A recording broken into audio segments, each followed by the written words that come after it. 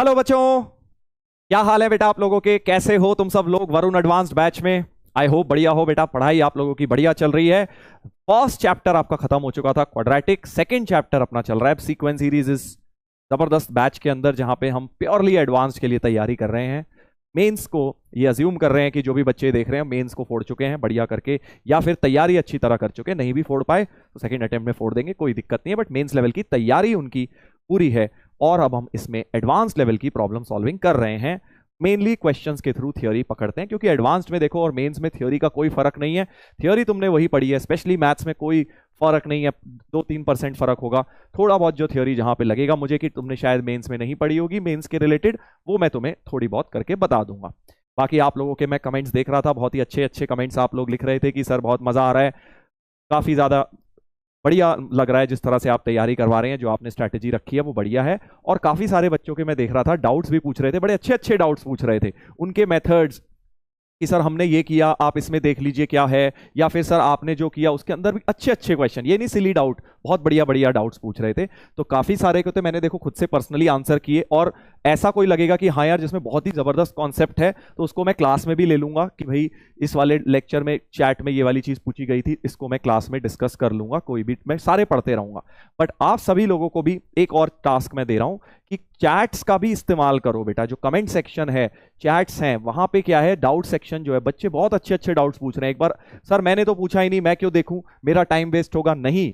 जब तुम उसकी चैट को पढ़ोगे और हो सकता है फिर आप भी सोचने में मजबूर हो जाओ कि हाँ यार इसने ये मेथड सोचा, इसमें क्या गलती है या इसमें क्या दिक्कत है, क्या ये भी इससे भी सॉल्व हो सकता था, तो आप डबल चीजें सीखेंगे। ठीक है, तो मैं सभी बच्चों को ये बोलूंगा, अगर आप एक्चुअली में एडवांस के लिए ढंग से तैयारी करना चाह रहे हैं, देखो क्या होता है, मैं तो आपको बता आता हूं क्वेश्चन लेके, कुछ कुछ मेरा जो थॉट प्रोसेस है मैं आपको वो बता देता हूं, और अपने एक्सपीरियंस से जो मैंने देखा है पास्ट में बच्चे गलती करते हैं, वो भी गलतियां दो चार बता देता हूं।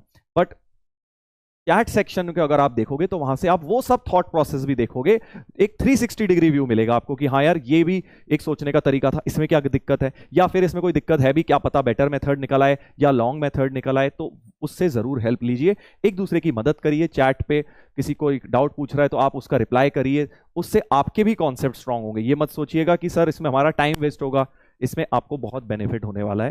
देखो नहीं तो मुझे क्या है, मैं तो आपको कर ही दूंगा, बाकी ये मत सोचना कि सर आप अपना काम आसान करवा रहे हो, नहीं मेरे को नहीं, वो तो है सब्जेक्ट मैटर एक्सपर्ट, कोई ना कोई पीडब्ल्यू से कर ही देगा उसका रिस्पॉन्स।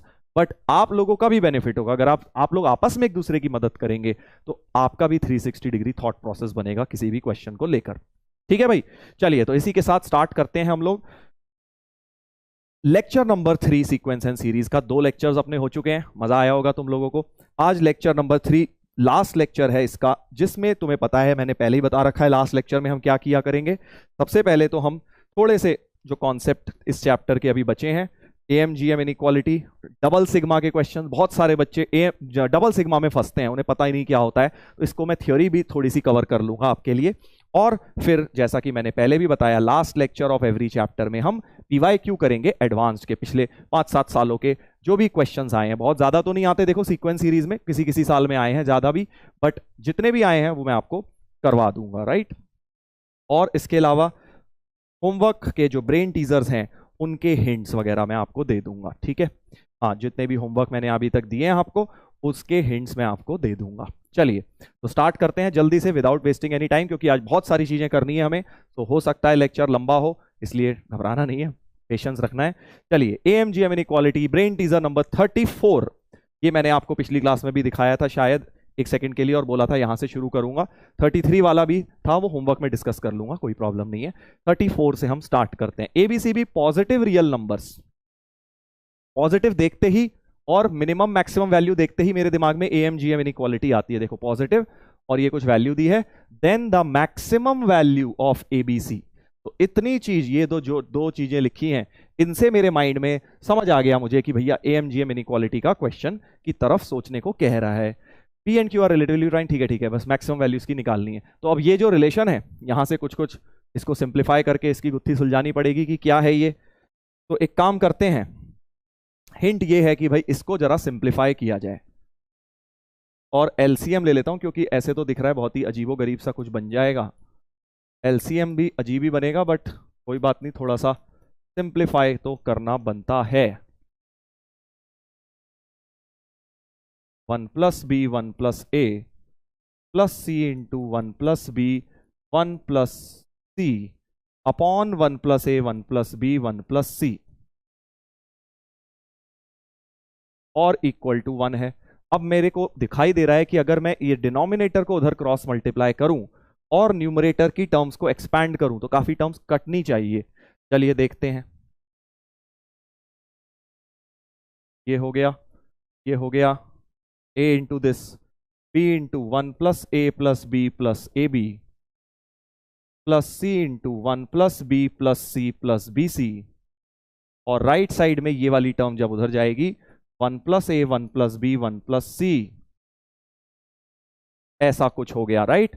चलिए अब इसको जरा ब्रैकेट्स खोलते हैं। So a plus a square plus A C plus a square c b plus A B plus B square plus A B square plus c plus B C plus C square plus B C square.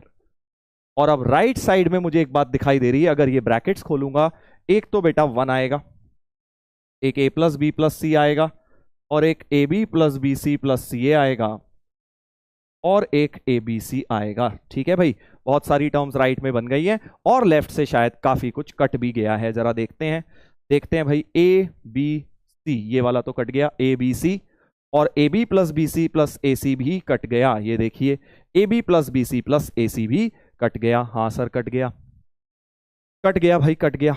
अब क्या बचा, क्या अब cut बचा, ये भी काटो भाई, ये भी काट दिया सर। अब हमारे पास बचा है जो वो है, अगर ध्यान से आप देखें क्या क्या बचा है, देखते हैं। एक बचा sir A square plus B square plus C square, ठीक है, एक तो ये बचा और एक बचा A C plus A B plus sorry A square C plus A B square plus B C square बराबर 1 प्लस ए बी सी, 1 प्लस ए बी सी, ऐसा कुछ बचा। ठीक है सर, ऐसा तो बच गया। अब क्या किया जाए, अब एक काम करते हैं, थोड़ा सा यहां तक तो अब आके फंस गए। देखो इसके आगे फैक्टराइज तो हो नहीं रहा, फैक्टराइज तो हो नहीं रहा, तो अब मेरे माइंड में चल रहा है क्यों ना AMGM इनइक्वालिटी की मदद ली जाए। अब एक रिलेशन तो ये बन गया, देखो ये सारे प्लस में आ रहे हैं।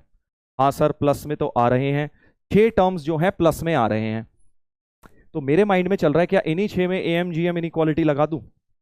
पूछता हूं, क्या कह रहा हूं, A square B square C square, अच्छा A square C A B square, A square C, दो चीजें चल रही हैं कि या तो इन 6 में एक साथ लगा दूं या 3-3 करके लगा दूं बी सी स्क्वायर, क्योंकि सिमेट्री है।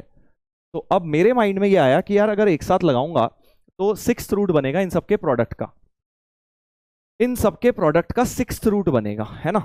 हाँ सर बनेगा तो सही, बट 6th रूट जब बनेगा, जब मल्टीप्लाई सबको करूंगा तो देखो पावर 6 नहीं आ रही, ए की पावर 4 और एक 5 आ रही है, बी की पावर 5 आ रही है, सी की पावर भी 5 आ रही है, तो यार पावर में 5/6 आ जाएगा। मजा सा नहीं आया, समझ रहे हो ना क्या सोच रहा हूं, एक स्टेप आगे का सोच रहा हूं कि भाई अगर AMGM इनइक्वालिटी 6 को लेके मान लगा दूंगा, arithmetic mean greater than equal to geometric mean, पता है ना भाई ये, इसमें तो आई होप सबको पता है कि कैसे लगाते हैं AMGM इनइक्वालिटी। अगर 6 नंबर्स हैं तो A प्लस या A1 plus A2 plus A3 ये हो गया उसका A6 अर्थमेटिक मीन, और ज्योमेट्रिक मीन हो जाएगा A1 A2 A3 A4 A5 A6 की पावर 1/6। तो arithmetic mean is always greater than equal to geometric mean for positive numbers, ये लगा रहा हूं मैं। तो बट इसमें लगाऊंगा तो मैंने देखा कि यार 6 नंबर्स का जो मल्टीप्लीकेशन है बड़ा अच्छा नहीं आ रहा, अच्छा सा आ रहा होता तो लगा देता। तो मैंने सोचा कि एक काम करता हूं 3-3 का लेके लगाता हूं। इन तीनों में A square plus B square plus C square by 3 ABC की पावर 2/3 है ना भाई, ज्योमेट्रिक मीन। और सर ये भी अच्छा नहीं आया, बट पावर एटलीस्ट 1/3 तो है, क्यूब रूट तक ही तो जा रहा है, 6th रूट तक तो बहुत लंबा हो जाएगा हमें मैनेज करना, तो हमने 3 में तो लगा दिया। और ऐसे इन तीनों में लगाओ, A square C plus A B square plus B C square by 3 is greater than equal to, इधर देखो बड़ा अच्छा आ गया, A cube B cube C cube की पावर 1/3, इधर तो बड़ा अच्छा आ गया सर। तो A square C plus A B square plus B C square greater than equal to 3ABC आ गया। और यहां से भी इस 3 को क्रॉस मल्टीप्लाई कर दो, 3 को बेटा इधर लिख दीजिए और अब दोनों को मैं ऐड कर देता हूं क्योंकि मुझे इन दोनों का सम की वैल्यू दी हुई है। दो इनइक्वालिटी को ऐड तो कर ही सकता हूं। तो एडिंग फर्स्ट एंड सेकंड, ये जो फर्स्ट इनइक्वालिटी है और ये जो सेकंड इनइक्वालिटी है बेटा, इन दोनों को ऐड कर देता हूं। तो मेरे पास आ जाएगा दिस दिस दिस, इसकी वैल्यू भी यूज कर लेता हूं, 1 प्लस एबीसी। तो 1 plus abc greater than equal to 3 abc की पावर 2/3 प्लस 3 एबीसी, ऐसा कुछ आ गया, राइट। और अब एबीसी में एक तरह से इनइक्वालिटी सी बन गई। देखो एबीसी की ही मुझे मैक्स वैल्यू क्रिएट करनी है। तो अब एबीसी की पावर एक्चुअली 1/3 जो है उसे मैं x ले लेता हूं। ठीक है भाई, एबीसी की पावर 1/3 को x ले लिया। तो मेरे पास क्या आ गया, ये हो गया x cube. So 1 plus x cube 3 into x square plus 3x cube. तो सब कुछ राइट में ले जाता हूं, 2x cube plus 3x square minus 1 is less than equal to 0। ये देखो ऐसा आया भाई, सही लिख रहा है क्या? 2x cube plus 3x square minus 1 less than equal to 0। हाँ सर ऐसा तो आ गया। और अब इस क्यूबिक के कुछ हिट एंड ट्रायल मार के मिल रहे हैं भाई रूट्स। क्यूबिक के हिट एंड ट्रायल मार के आपको रूट्स क्या मिल रहे हैं, 2x cube plus 3x square minus 1, ये एफ एक्स एक क्यूबिक ले ली, दिख रहे हैं सर -1 एक इसको क्लियरली सेटिस्फाई कर रहा है।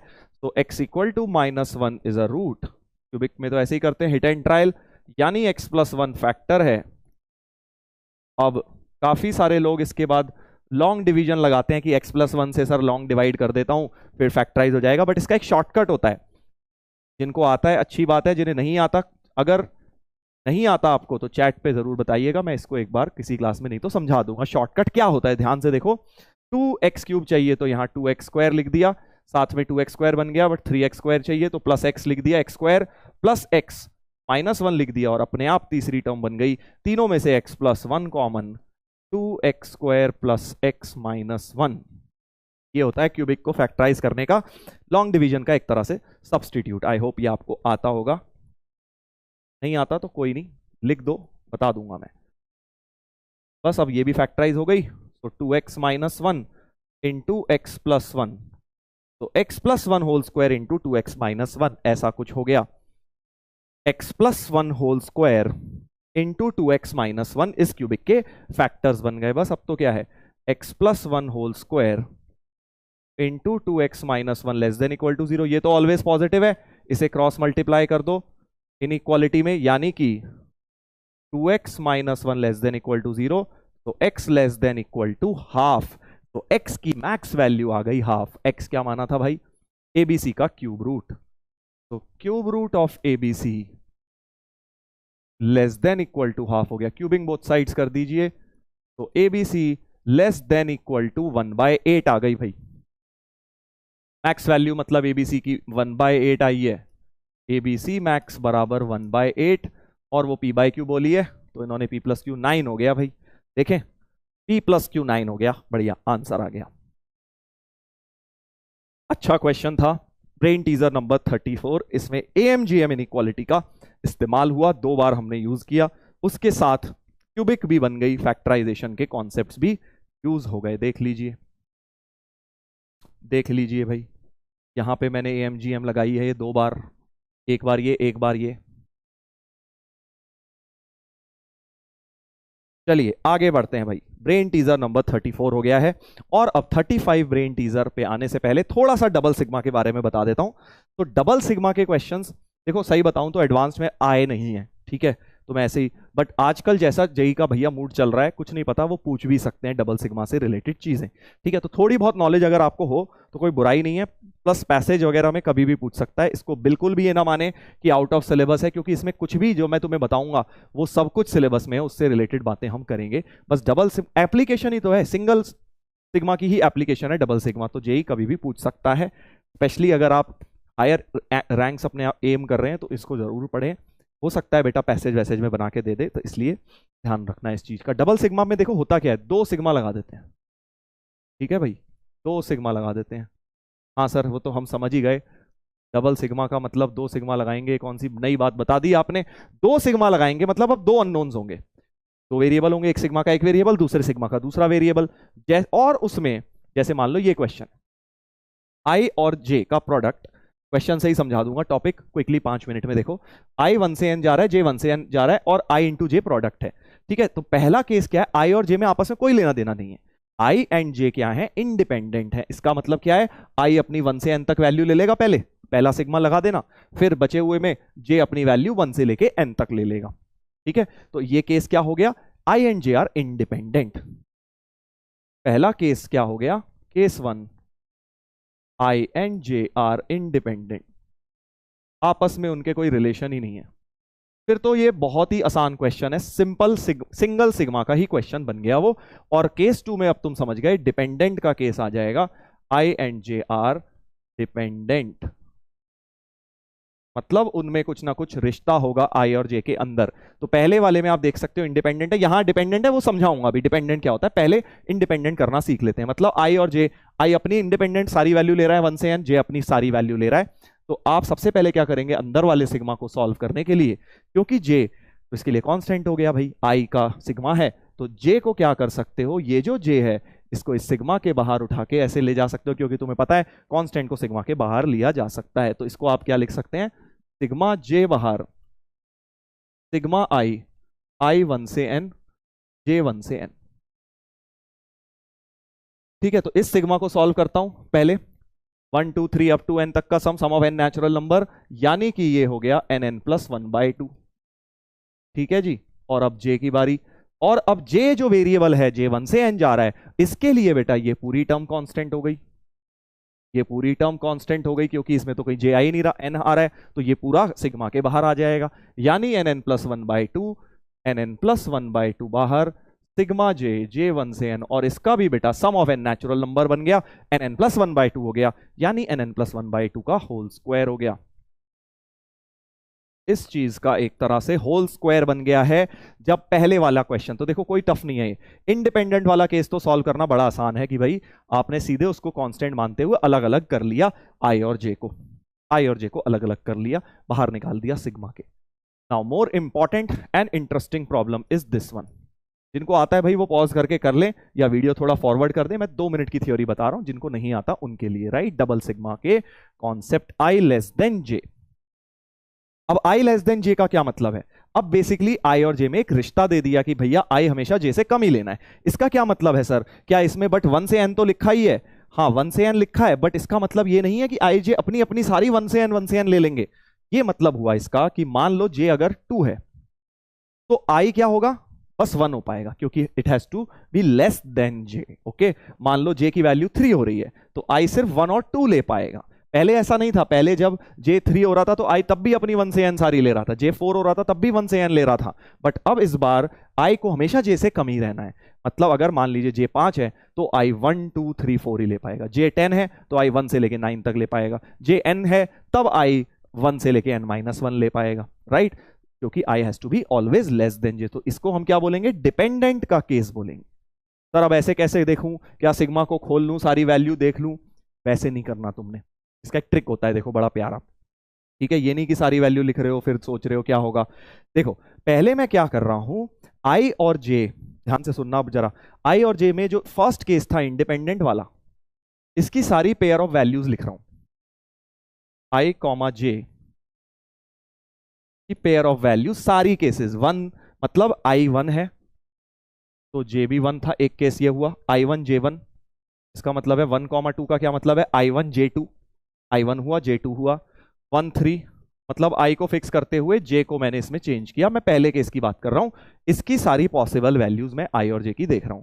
फिर क्या हो सकता है सर, 2,1, समझ गया ना, 2 1 मतलब 2, आई की वैल्यू 2, जे की वैल्यू 1, 2 2 2 3, ऐसे करते करते 2n, इसी तरह से 3 1 3 2 3 3, ऐसे करते करते 3n, और फाइनली n1 n2 n3, ऐसे करते करते nn।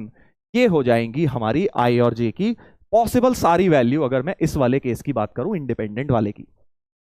एक तरह से n बाय n का मैट्रिक्स बन गया है ना, n बाय n का मैट्रिक्स ऑफ वैल्यूज बन गई। अगर आप इसको ध्यान से देखें तो ये क्या बना है, एक n बाय n का एक तरह से मैट्रिक्स बन गया है बेटा, ये देखो वैल्यूज का, राइट। अब जरा ध्यान से देखेंगे, मैट्रिक्स में तुम्हें पता है डायगोनल एलिमेंट्स में i और j बराबर होते हैं। देखो ये रहा डायगोनल, ये रहा मैट्रिक्स का डायगोनल, जिसमें i और j क्या होंगे, बराबर होंगे। और तुम्हें एक बड़ी मजेदार बात पता है कि डायगोनल के ऊपर जो होते हैं उसमें देखो i लेस देन j हो रहा है, देख पा रहे हो, देखो i1 है j2 है, i लेस देन j, इसमें भी i less than j, i less than j। तो इन सारी वैल्यूज के लिए, इन सारी वैल्यूज के लिए i जो है लेस देन j हो रहा है, और इसके जो नीचे वैल्यूज आ रही हैं डायगोनल के, ये वाली, इन सब के लिए i ग्रेटर देन j हो रहा है। समझ रहे हो ना मैंने क्या किया, जो मेरी सारी पॉसिबल वैल्यूज थी उसको मैंने एक तरह से तीन पार्ट में स्प्लिट कर लिया, एक तो i इक्वल टू j वाली, एक i लेस देन j वाली, और एक i ग्रेटर देन j वाली। इसका क्या मतलब है कि i2 है j1 है, इसका मतलब है i3 है j1 है, ऐसे। अब मुझे कौन सी वाली वैल्यू चाहिए सर, आपको i लेस देन j वाली चाहिए है ना, i लेस देन j वाली चाहिए थी, इस केस के अंदर मुझे i लेस देन j वाली चाहिए थी।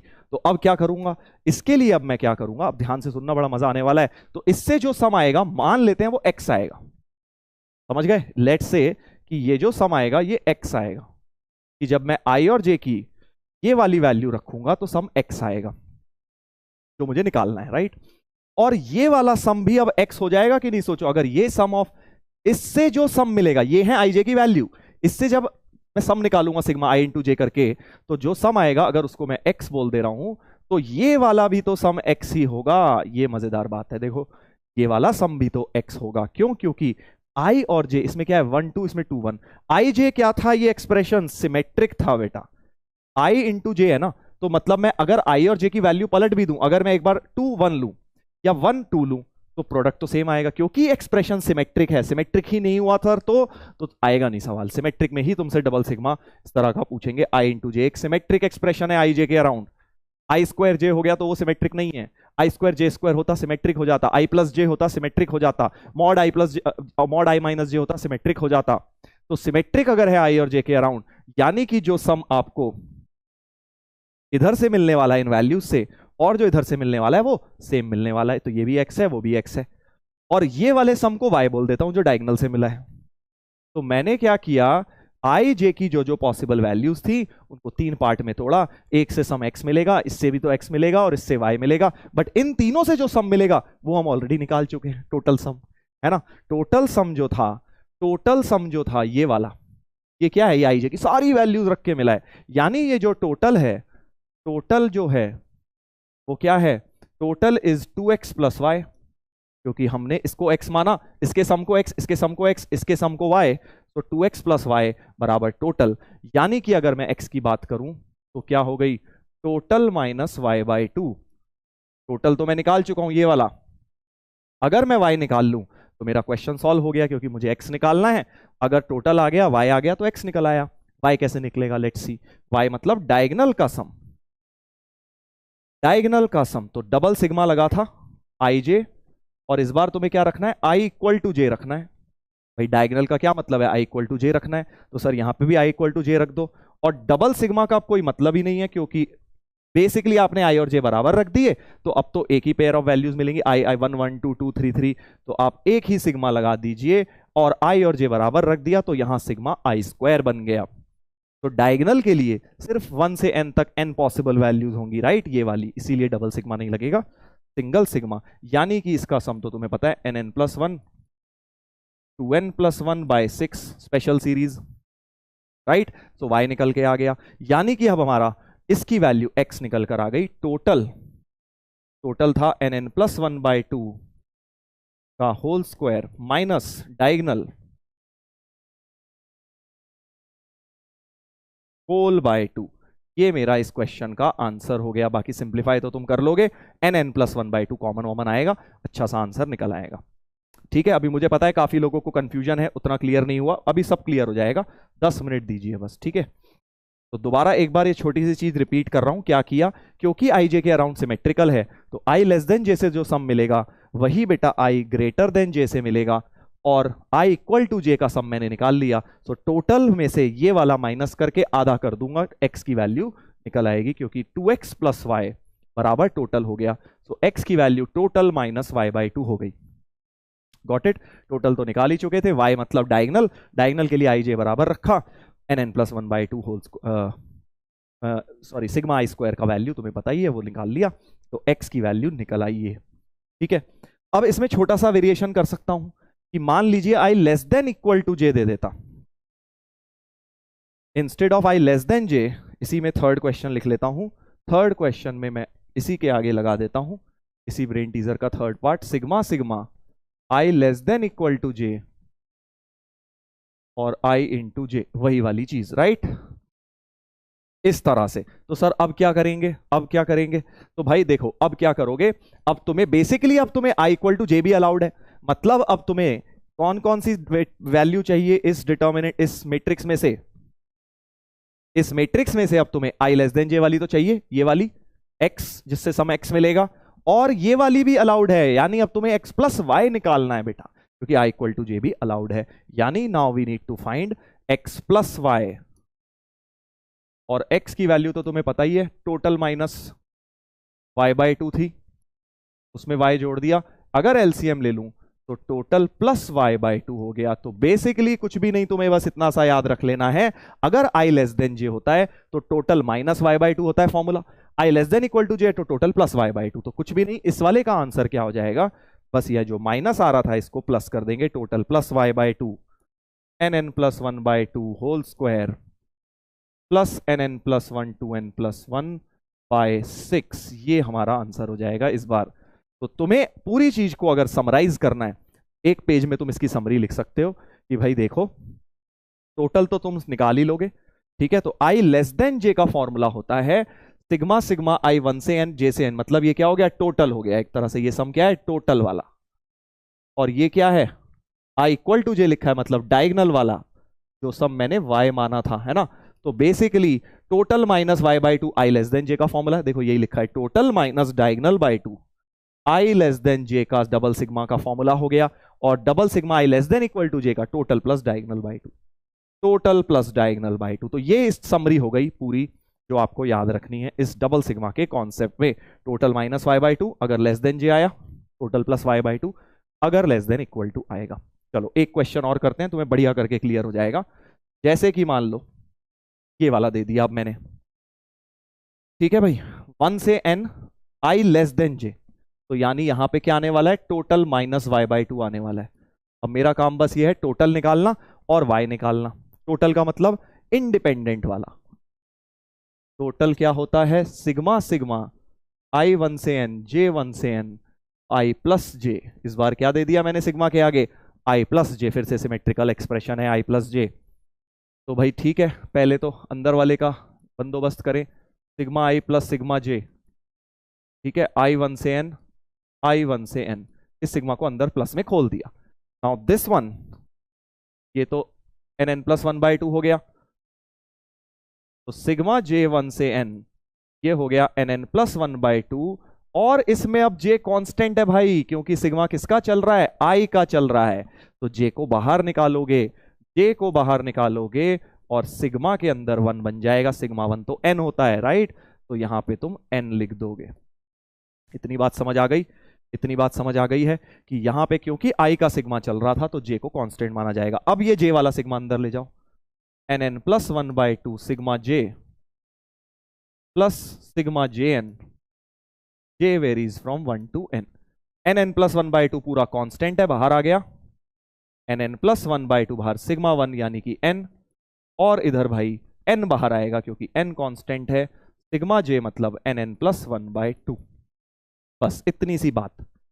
nn+1/2 ये पूरा का पूरा कॉमन आ गया, n² n+1/2 पूरा कॉमन, इधर भी 1 इधर भी 1, 2 कट गया, तो n² n+1 हो गया टोटल। टोटल का आंसर भाई तुम्हारा निकल चुका है, टोटल का आंसर तुम्हारा निकल गया है।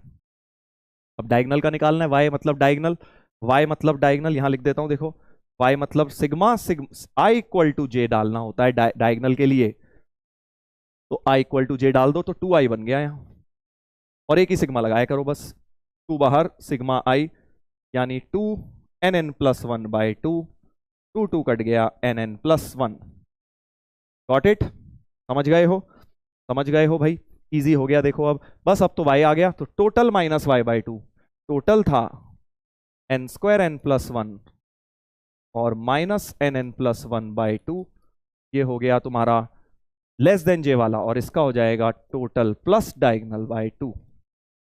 यहां पे प्लस लगा दो बस। Got it? राइट? ऐसे कोई भी अब एक्सप्रेशन आ जाए तुम ये फॉर्मूला उसमें लगा सकते हो बेटा, जब आई और जे सिमेट्रिक हैं।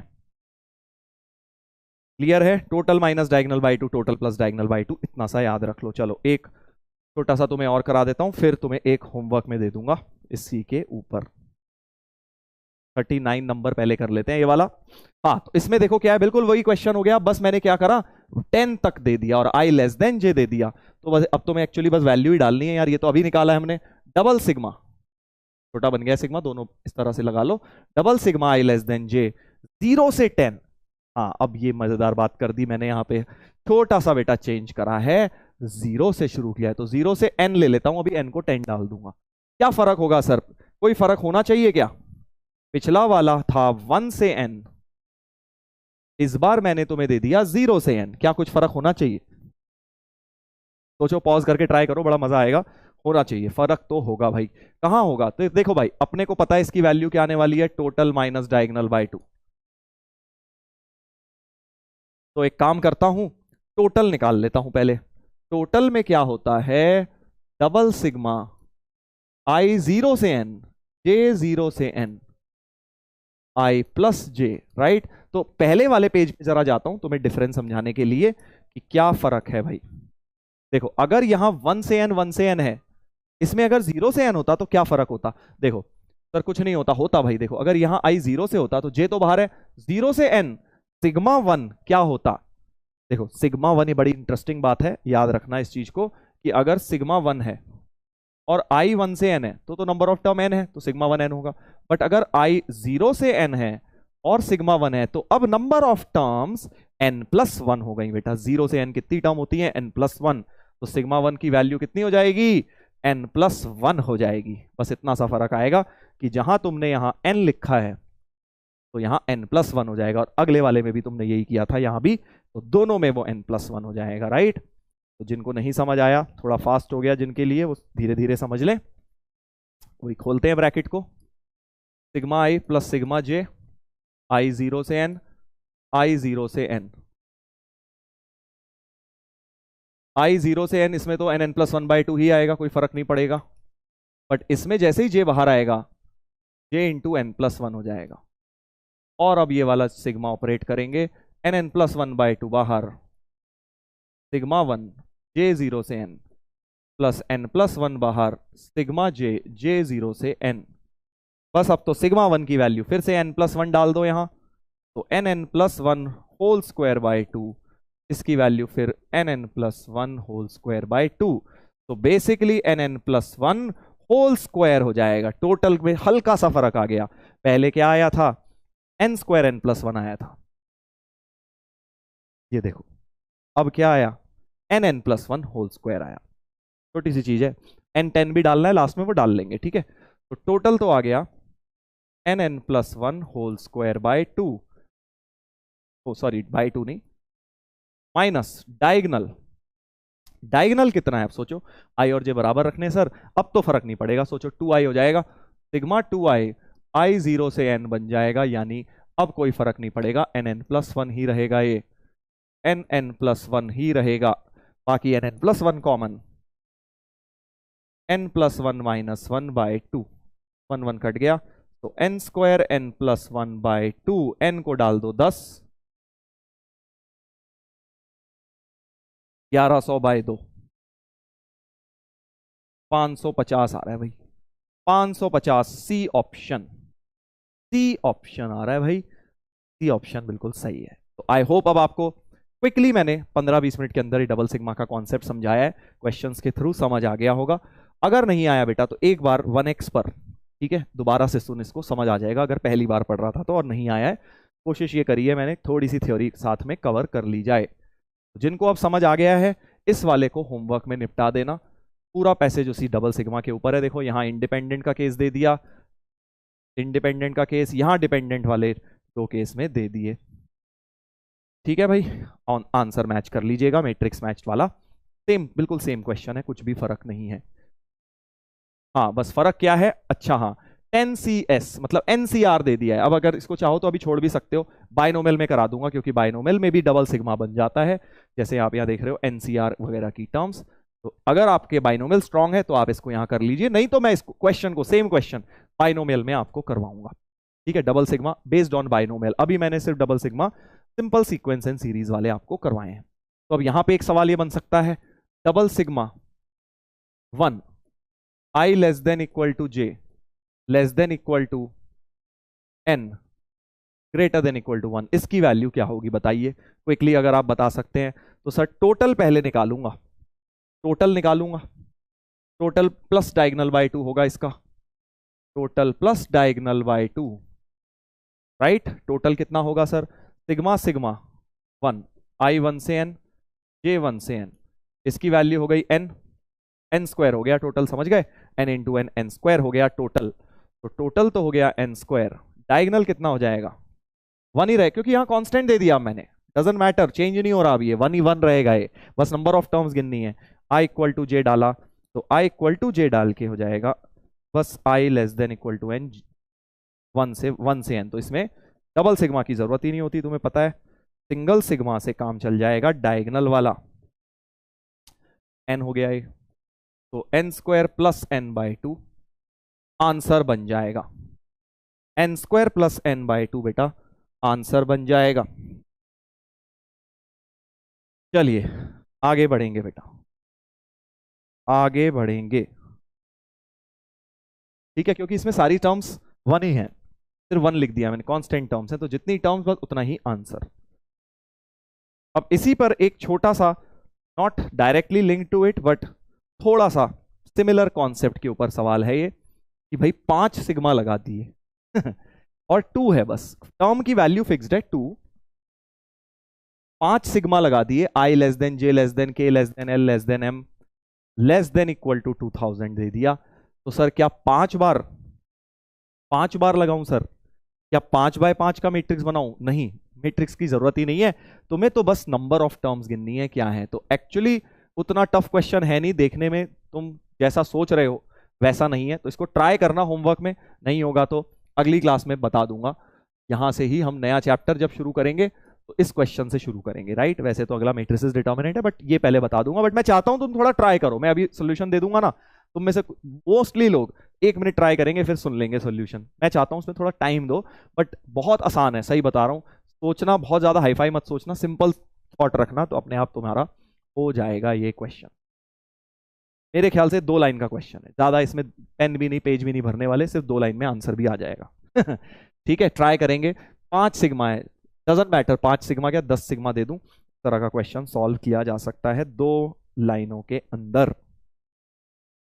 चलो भाई, डबल सिग्मा की बात हो गई है, अब डबल सिग्मा में एक थोड़ा सा टेढ़ा क्वेश्चन भी हम कर लेते हैं, ठीक है। अभी तक तो बेसिक समझा दिया मैंने आपको कैसे डबल सिग्मा काम करता है, एक इस क्वेश्चन को ट्राई करते हैं। सर ये तो इंडिपेंडेंट है, हाँ इंडिपेंडेंट है, n1 से इन्फिनिटी अपना जा रहा है, MB1 से इन्फिनिटी जा रहा है, इनफैक्ट ये मैंने पिछली क्लास में दिखाया भी था तुम्हें, आई थिंक है ना, लेक्चर 2 में इसकी झलकी दिखाई थी एक, कि भाई देखो ये रहा, इसको हम कंप्लीट कर लेते हैं। अब सर ये तो फिर इजी हो जाना चाहिए, नहीं, देख ये क्यों टेढ़ा क्वेश्चन है, क्योंकि डबल सिग्मा में हम क्या करते हैं इंडिपेंडेंट में, मतलब जब टोटल वाला निकालते हैं सर पहले वाले वेरिएबल को बाहर कर लेते हैं, है ना। तुमने देखा हर बार मैंने क्या किया, जब i इंटू जे था या i प्लस जे था, भाई i इंटू जे था तो j को बाहर कर लिया था, सबसे पहला ही स्टेप, ये देखो j को बाहर कर लिया था, ठीक है। बट इस क्वेश्चन में i m और n अलग नहीं हो पाएंगे, देखो सिग्मा के अंदर अगर आप पहले n लेना चाहते हो तो भाई ये सब फंसा हुआ है मामला, m और n की टर्म फंसी हुई है, बाहर नहीं आ सकती, तो बाहर तो लानी है सर, तब तक तो हम सिग्मा ही नहीं सॉल्व कर पाएंगे, तब तक तो सिग्मा सॉल्व नहीं कर पाएंगे। तो अब एक बड़ी मजेदार बात पूछ रहा हूं मैं आपसे, इंडिपेंडेंट, इसका बड़ा ही पिक्यूलियर सॉल्यूशन है, मैं भी इसमें बहुत टाइम लगाया था फिर मैं सोच पाया था इसका। एक्चुअली इसमें थोड़ी इंटीग्रेशन वाली फील है इस क्वेश्चन के अंदर, सिग्मा क्या है, इंटीग्रेशन ही तो है, समेशन, ठीक है। क्या है इंटीग्रेशन वाली फील, देखो ये जो है m n1 से n इंफिनिटी जा रहा है, MB1 से इंफिनिटी, तो मैं कौन सी वैल्यू पहले लूं, क्या इससे फर्क पड़ेगा क्वेश्चन में, समझो मैं क्या कह रहा हूं। ये सम मान लेता हूं, S m n मान लेता हूं, ठीक है, मतलब मैंने इसमें अंदर n रखा हुआ है, बाहर m रखा हुआ है। तो सिग्मा m 1 से इंफिनिटी, सिग्मा n 1 से इंफिनिटी। ठीक है, और फाइनली जो आंसर आने वाला है वो तो क्योंकि इंफिनिटी तक है, m और n पे तो डिपेंड ही नहीं करेगा, m और n पे डिपेंड ही नहीं करेगा। ये बात तो मानते हो कि भाई फाइनल आंसर, इनफाइनाइट जीपी का आंसर कोई सिग्मा आर पे, इस पे थोड़ी डिपेंड करता है। सिग्मा 1/2 आर लिख दूं अगर, और आर 1 से इंफिनिटी दे दूं, आर पे थोड़ी डिपेंड करेगा क्योंकि ये इनफाइनाइट जीपी बन जाती है। ऐसे ही ये इनफाइनाइट सीरीज है, एम और एन पे तो डिपेंड नहीं करेगा ये। तो मैं पहले एम लूं या बाद में एन लूं, फर्क थोड़ी पड़ता है भाई। इसमें आपने पहले एन लिया हुआ है, फिर आपने एम लिया है 1 से इंफिनिटी, क्योंकि 1 से इंफिनिटी दोनों लेनी है आपने, कोई सी मर्जी पहले ले लो, क्या फर्क पड़ता है ना। तो मैं क्या कर रहा हूं, एस एन एम लिख लेता हूं उल्टा, मतलब अब मैं पहले m लूंगा, मतलब m और n को एक तरह से इंटरचेंज कर रहा हूं इस पूरी इक्वेशन में, फर्क नहीं पड़ना चाहिए, समझो। m और n को इंटरचेंज कर दूं तो फर्क नहीं पड़ना चाहिए मेरा इस क्वेश्चन में, क्योंकि m और n पे तो डिपेंड ही नहीं कर रहा। तो यहां भी m और n इंटरचेंज कर देता हूं।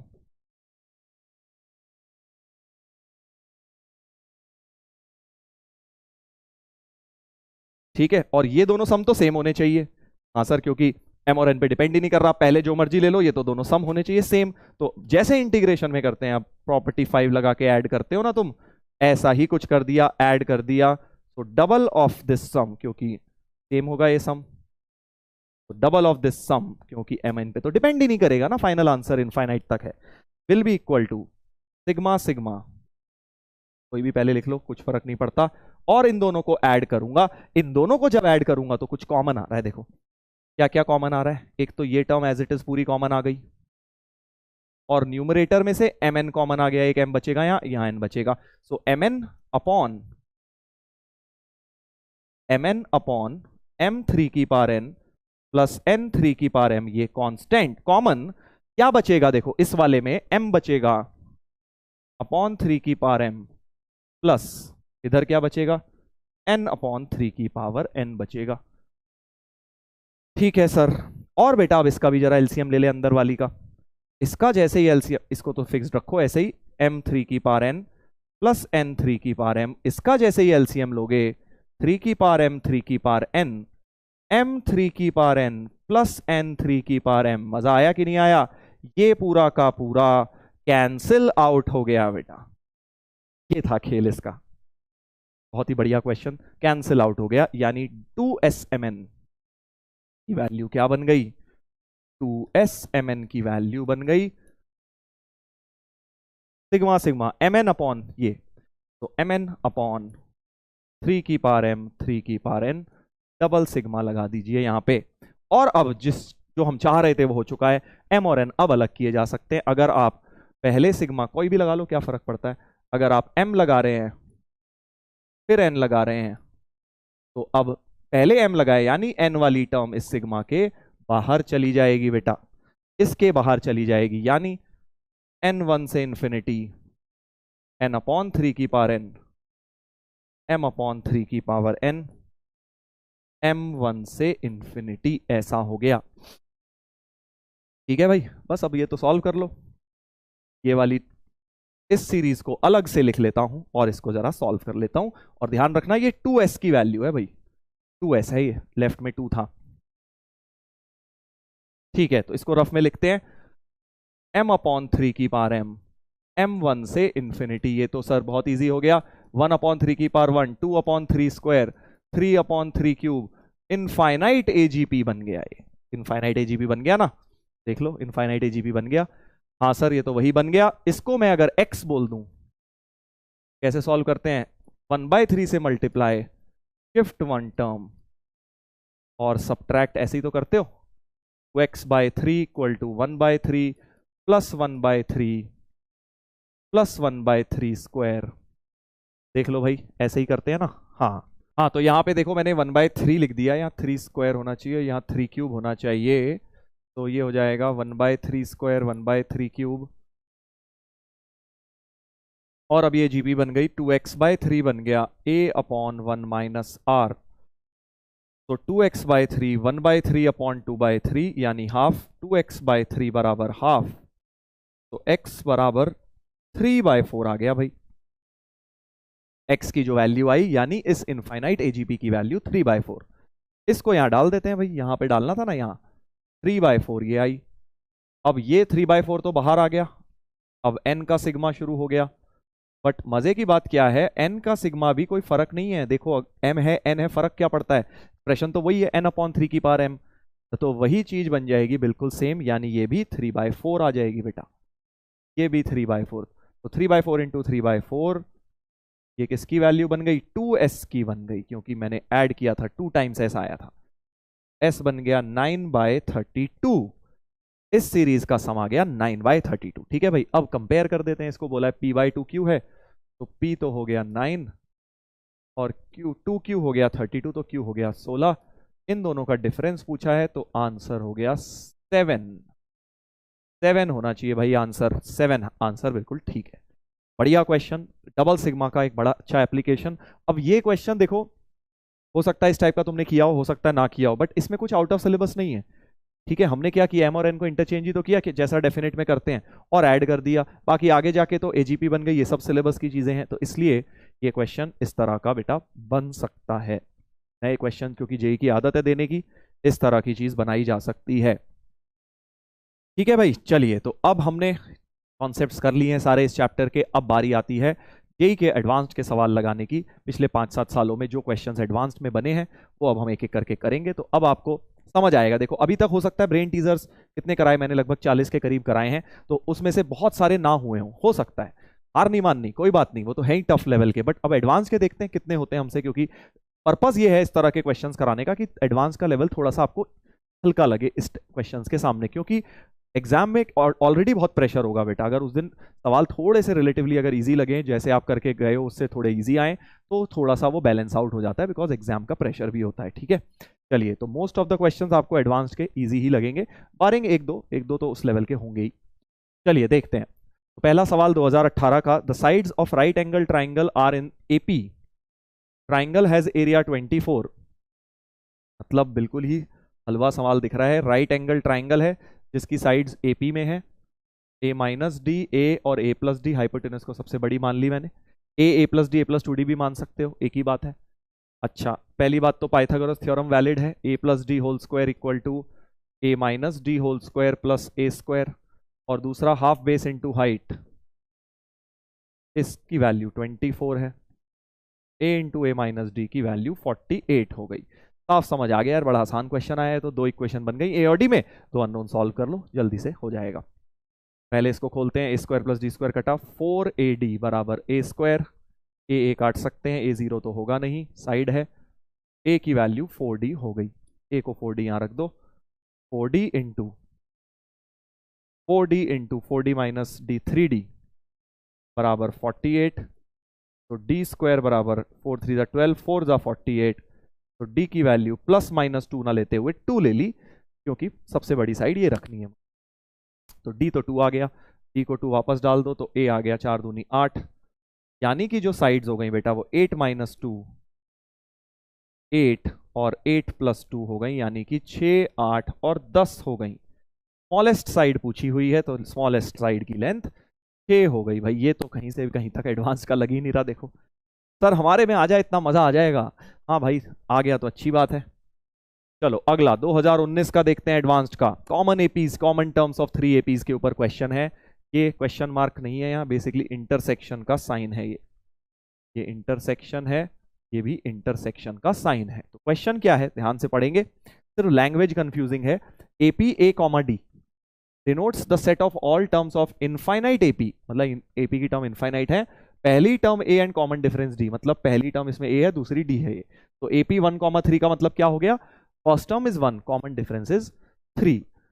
इंटरसेक्शन एपी 25 इंटरसेक्शन एपी 35, मतलब तीनों एपी की कॉमन टर्म्स की बात कर रहे हैं। इंटरसेक्शन का क्या मतलब होता है, कॉमन है ना, तो यानी वो चाह रहे हैं तुम तीनों एपी लिखो, उनकी कॉमन टर्म्स लिखो। पहली एपी हो गई 1 4 7 10 13, क्योंकि फर्स्ट टर्म 1 कॉमन डिफरेंस 3।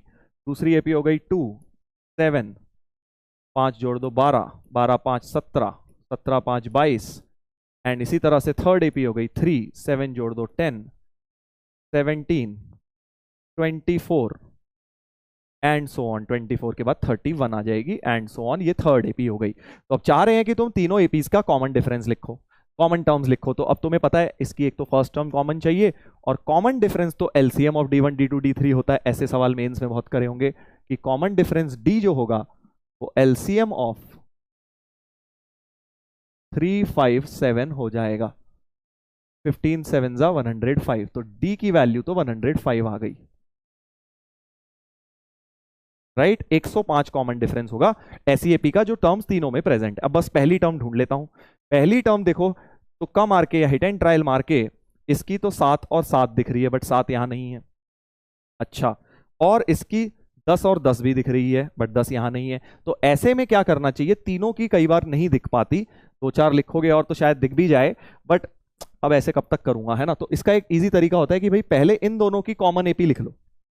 भाई अगर आपको तीन चीजों का इंटरसेक्शन लेना है और अगर आप डायरेक्ट नहीं ले पा रहे, तो पहले आप इन दोनों का इंटरसेक्शन ले लो, फिर इन दोनों का ले लो, और जो बची हुई दोनों चीजें आई उनका इंटरसेक्शन ले लेना, तो बचा हुआ तीनों का ही इंटरसेक्शन मिल जाएगा। समझ गया, यानी ए इंटरसेक्शन बी पहले ले लो, बी इंटरसेक्शन सी ले लो, और फिर उन दोनों का इंटरसेक्शन लेके a intersection b intersection c, तीनों एपी की कॉमन टर्म आ जाएगी। आई होप समझ गए क्या कह रहा हूं। तो पहले दो एपीज की कॉमन एपी लिखता हूं। देखो 7 तो पहली टर्म है ही, और इनका एलसीएम 3 और 5 का एलसीएम 15, मतलब 7 के 5 15 ऐड करो 22, 15 ऐड करो 37 एंड सो ऑन, ये सब चलता रहेगा। समझ गए ना, ये पहली दो की कॉमन एपी हो गई। ठीक है सर, अब दूसरी तीसरी में नहीं दिख रही, कोई बात नहीं, पहली तीसरी में दिख रही है। पहली तीसरी में दिख रही है 10 10 कॉमन है 10, फिर अगली क्या हो जाएगी, पहली तीसरी में 7 या 21, 21 जोड़ना है ना भाई, 31 हो गई, और 21 जोड़ोगे तो 52 हो जाएगी। ये इस तरह से एपी चलेगी। 37 की अगली टर्म, इसमें भी देखो 15 जोड़ेंगे तो क्या होगा, 47, 52 ही आ जाएगी। यानी कि पहली दूसरी एपी की एक टर्म है 52 और पहली तीसरी की भी एक टर्म है 52। सो 52 is the common term of all 3 APs. ऐसे कर लेता हूं मैं, इस तरह से कर सकते हो। बाकी जनरल टर्म से भी कुछ बच्चे करते हैं, जनरल टर्म इक्वेट करी, ये मुझे ज्यादा बढ़िया लगता है। तो 52 is the first term of the common terms of 3 AP and common difference है 105। तो ए प्लस डी पूछा गया है, 157 आंसर हो गया भाई, 157 आंसर हो गया। अच्छा क्वेश्चन है, कॉमन एपीज, 3 कॉमन एपीज पे आजकल ऐसे मेंस में भी आने लग गए हैं। चलो 2015 का एक और सवाल देखते हैं। 2015 का, तो धीरे धीरे टफ वाले पे मैंने लास्ट में रखे हुए हैं, पहले थोड़े इजी वाले हैं, करो ये वाला भी इजी है। Suppose that all terms of AP are natural numbers, ratio of sum of first 7 terms S7 is to 11 S11, ये रेशियो दिया है 6/11, ठीक है। और सेवेंथ टर्म 130 और 140 के बीच में है, ये डेटा दिया हुआ है, कुछ को यहां से मिलेगा शायद, ठीक है। यानी a + 6d 140 और 130 के बीच में है, ये मुझे समझ आ गया। Okay, then find the common difference, d निकालना है, ठीक है भाई। तो एक काम करते हैं, S7 हो गया 7/2, 2a + 6d, और S11 हो गया 11/2, 2a + 10d।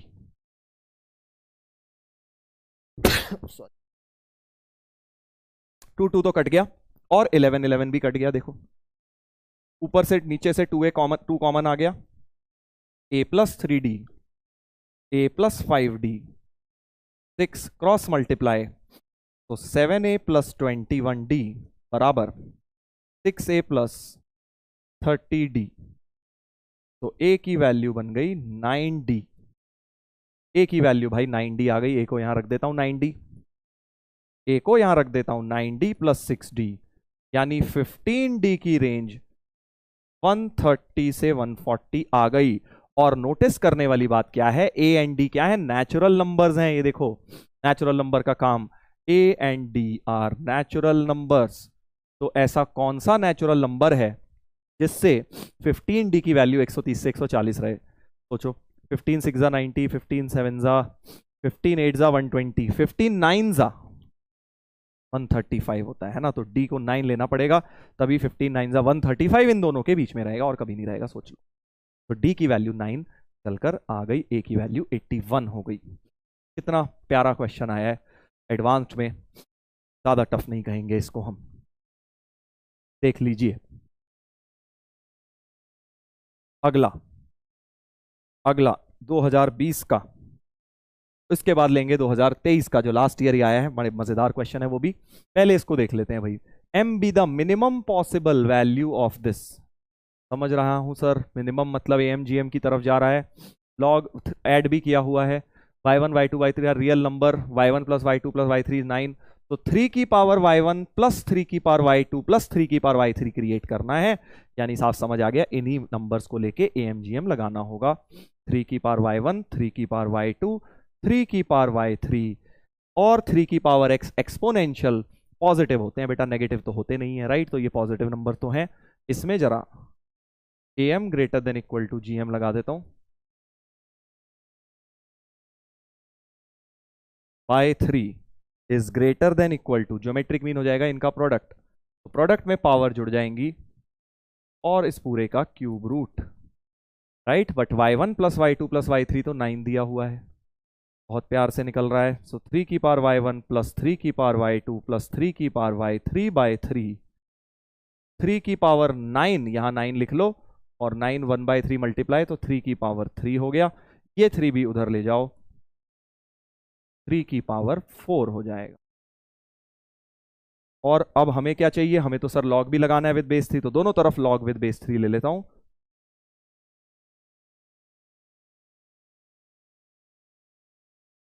तो लॉग 3 3 हट जाएगा, 4 रह जाएगा। यानी इस चीज की मिनिमम वैल्यू हो गई 4,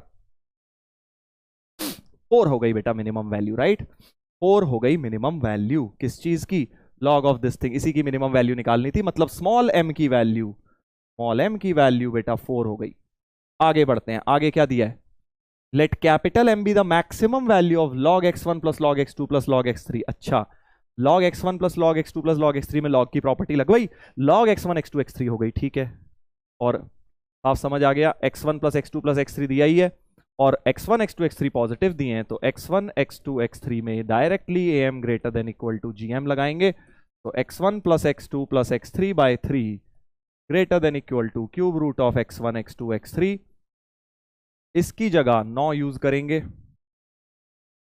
9/3 हो गया 3, 3 का क्यूब हो जाएगा उधर आएगा, तो x1 x2 x3 का जो प्रोडक्ट है वो less than equal to 3 cube हो गया। लॉग विद बेस 3 ले लेता हूं, तो लॉग विद बेस 3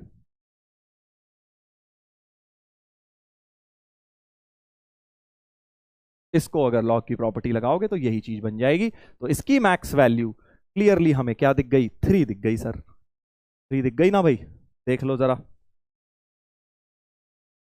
इसकी मैक्स वैल्यू भी, इसकी मैक्स हमें 3 दिख गई, इसकी मिनिमम 4 दिखी थी, इसकी मैक्स वैल्यू मतलब कैपिटल M की वैल्यू 3 यहां डाल दीजिए। तो log with base 2, small m की जगह 4, 4 क्यूब प्लस लॉग करो भाई, ये वाला तो अब इजी क्वेश्चन था, 3 स्क्वायर, तो ये तो 2 आगे जाके 2 बन जाएगा, और इसको 2 की पावर 6 लिख दो, 6 आगे आएगा तो ये 6 हो गया, और ये 2 हो गया, 6 2 मिला के आंसर बन गया 8, आंसर बन जाएगा बेटा 8।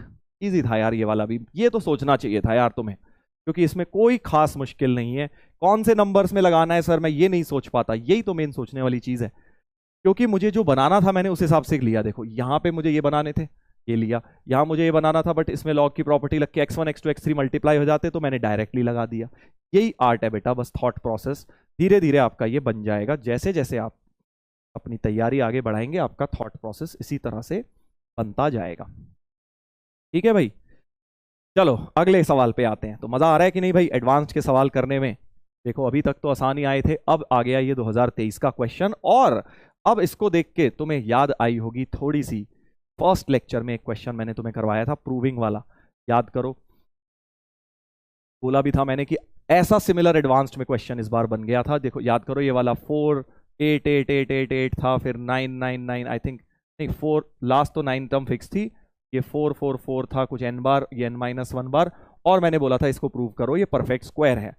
याद आया, ऐसा एक क्वेश्चन कराया था, बिल्कुल वैसा ही क्वेश्चन है। अगर आप इसको ध्यान से देखें तो क्या लिखा हुआ है, 7 पहली डिजिट है, बीच में r बार 5 है, लास्ट डिजिट भी 7 है, डिनोट r+2 डिजिट नंबर एक r+2 डिजिट का नंबर बन जाएगा ना, सोचो, क्योंकि बीच में r बार 5 है, इधर 7, इधर 7, राइट, r+2 डिजिट नंबर बन गया, where the first and last digits are 7 and the remaining r digits are 5। समझा भी दिया उन्होंने।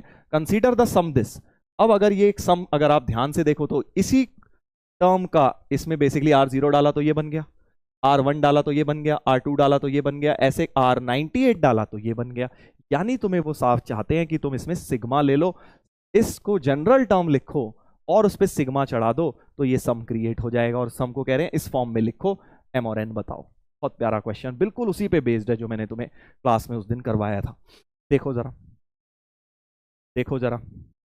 तो सर सबसे पहले मेथड तो समझ आ गया, ये rth टर्म ले लेता हूं और r की वैल्यू 0 से लेके 98 डालनी है, सिग्मा लगाना है, यानी जनरल टर्म इसकी मैं पहले जीपी के फॉर्म में लिखता हूं, TR लिख लेता हूं इसको।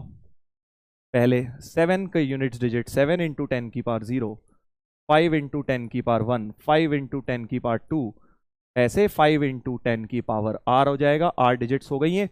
और फिर इसके जो पहला वाला 7 है 10 की पावर r+1 बन जाएगा। ध्यान से देखना भाई, ठीक है सर, इसमें सम ऑफ जीपी लग जाएगा, इसमें सम ऑफ जीपी लग जाएगा, a r की पावर कॉमन रेशियो की power n, number of terms r हैं, -1 अपॉन r-1, 70 इंटू 10 की पावर r। सही है ना? तो 7 प्लस 50 इंटू 10 की power r -50 upon 9 plus 70 into 10 की पावर r। एलसीएम ले लेते हैं, एलसीएम ले लेते हैं, या एक काम करते हैं, एक जीरो पावर के साथ ही रख लेते हैं, थोड़ा सा कैलकुलेशन में इजी रहेगी। क्या बोलना चाह रहा हूं मैं कि इसको बेटा ऐसे ही लिख दो, 50 इंटू 10 की पावर r को लिख लो 5 इंटू 10 की पावर r+1 -50, इसको 7 इंटू 10 की पावर r+1 लिख लो, और दिस अपॉन 9 है। एलसीएम ले लीजिए अब बेटा एलसीएम ले लीजिए 9 के साथ, तो 9 7 जा 63 प्लस 5 इंटू 10 की पावर r+1 -50 प्लस 9 7 जा 63 10 की power r+1 whole upon 9। 63 minus 50 13 बन गया 13। तो बेसिकली टीआर की वैल्यू निकलकर कुछ आ गई है, टीआर की वैल्यू निकलकर आ गई 13, और ये 5 और 63 ऐड होके 68 इंटू 10 की पावर r+1 होल बाय 9, ये आपका टीआर आ गया है। थोड़ा सा सर चेक कर लूं, देखो r को 0 डाल के 77 बनना चाहिए, है ना? r को 0 डाल के क्या 77 बन रहा है? कैलकुलेटर की मदद लेके देख लो, चेक हो जाएगा। r को 0 डाल के क्या टीआर 77 आ रहा है, 680 अपॉन 9, तो 693 अपॉन 9, 693 अपॉन 9, 9 7 जा 63, 9 7 जा आ रहा है भाई, मजा आ गया, आ रहा है, चेक भी लग गया, समझ गए। r को 0 डाल के मैंने देखा क्या मेरे को 77 मिल रहा है, क्योंकि r0 से 77 बन रहा है, r1 से 757 बनना चाहिए, वो एक कर लिया, वेरीफाई हो गया, सही है। अब मुझे इसमें सिग्मा लगाना है, मेरी जो सीरीज एस है वो क्या है, सिग्मा टी आर, और आर ध्यान देना बेटा 0 से शुरू होना है आर, और 0 से लेके कहां तक जाना है आर, 98 तक जाना है, 0 से लेके बेटा 98 तक जाना है। ठीक है सर, बस टी आर की वैल्यू ये डालता हूं, यहां पे टी आर की ये वैल्यू डालता हूं, और फिर ऐसा कुछ बनाने की कोशिश करूंगा उसे। 0 से 98, 13 प्लस 68 इंटू 10 की पावर r+1 अपॉन 9, 13 बाय 9 तो अलग कर लो, 13 बाय 9 इंटू सिग्मा 1 हो जाएगा वो, और 99 टर्म्स हैं, 0 से 98 मतलब 99 टर्म्स हैं, प्लस 68 बाय 9 सिग्मा r 0 से 98 10 की पावर r+1, राइट। ये क्या हो गया सोचो, इसमें जब r 0 से 98 डालोगे तो ये तुम्हारा 10 की पावर 1, 10 की पावर 2, ऐसे करते करते 10 की पावर 99 बन जाएगा, एक जीपी बन जाएगा। तो 13 इंटू 99 बाय 9, अभी ऐसे ही लिखा रहने दो, 11 कट रहा है, प्लस 68 बाय 9 और ये सम ऑफ जीपी लगा दो, 99 टर्म्स हैं, तो ए इज 10, कॉमन रेशियो इज 10 की पावर 99 माइनस 1 अपॉन 10 माइनस 1। ठीक है सर, समझ गया, समझ गया। तो ये बन गया 13 into 99 by 9 plus 680 by 9 into 9, 10 की पावर 99 माइनस 1। अब मुझे काफी खतरनाक सा दिख रहा है, तो एक काम करते हैं, देख लेते हैं बनाना क्या है। मुझे यहां पे एक तरह से ये 99 वाला यानी T99 बनानी है, T99 बनानी है। अच्छा, समझ गया, समझ गया। T99 मुझे इस सम के अंदर बनानी है। Okay, got it. तो मतलब मुझे T99 बनानी है, इसका मतलब T99 जरा कोने में लिख लेता हूं, है क्या। T99 जो होगी बेसिकली इसके अंदर 99 डालना होगा, है ना। तो 13 प्लस 68 इंटू 10 की पावर 100 अपॉन 9, मुझे ये टर्म बनाने की कोशिश करनी है। तो 10 की पावर 100 तो देखो बन गई यहां से, है ना, 10 की पावर 100 तो बन गई जब ये मल्टीप्लाई करूंगा।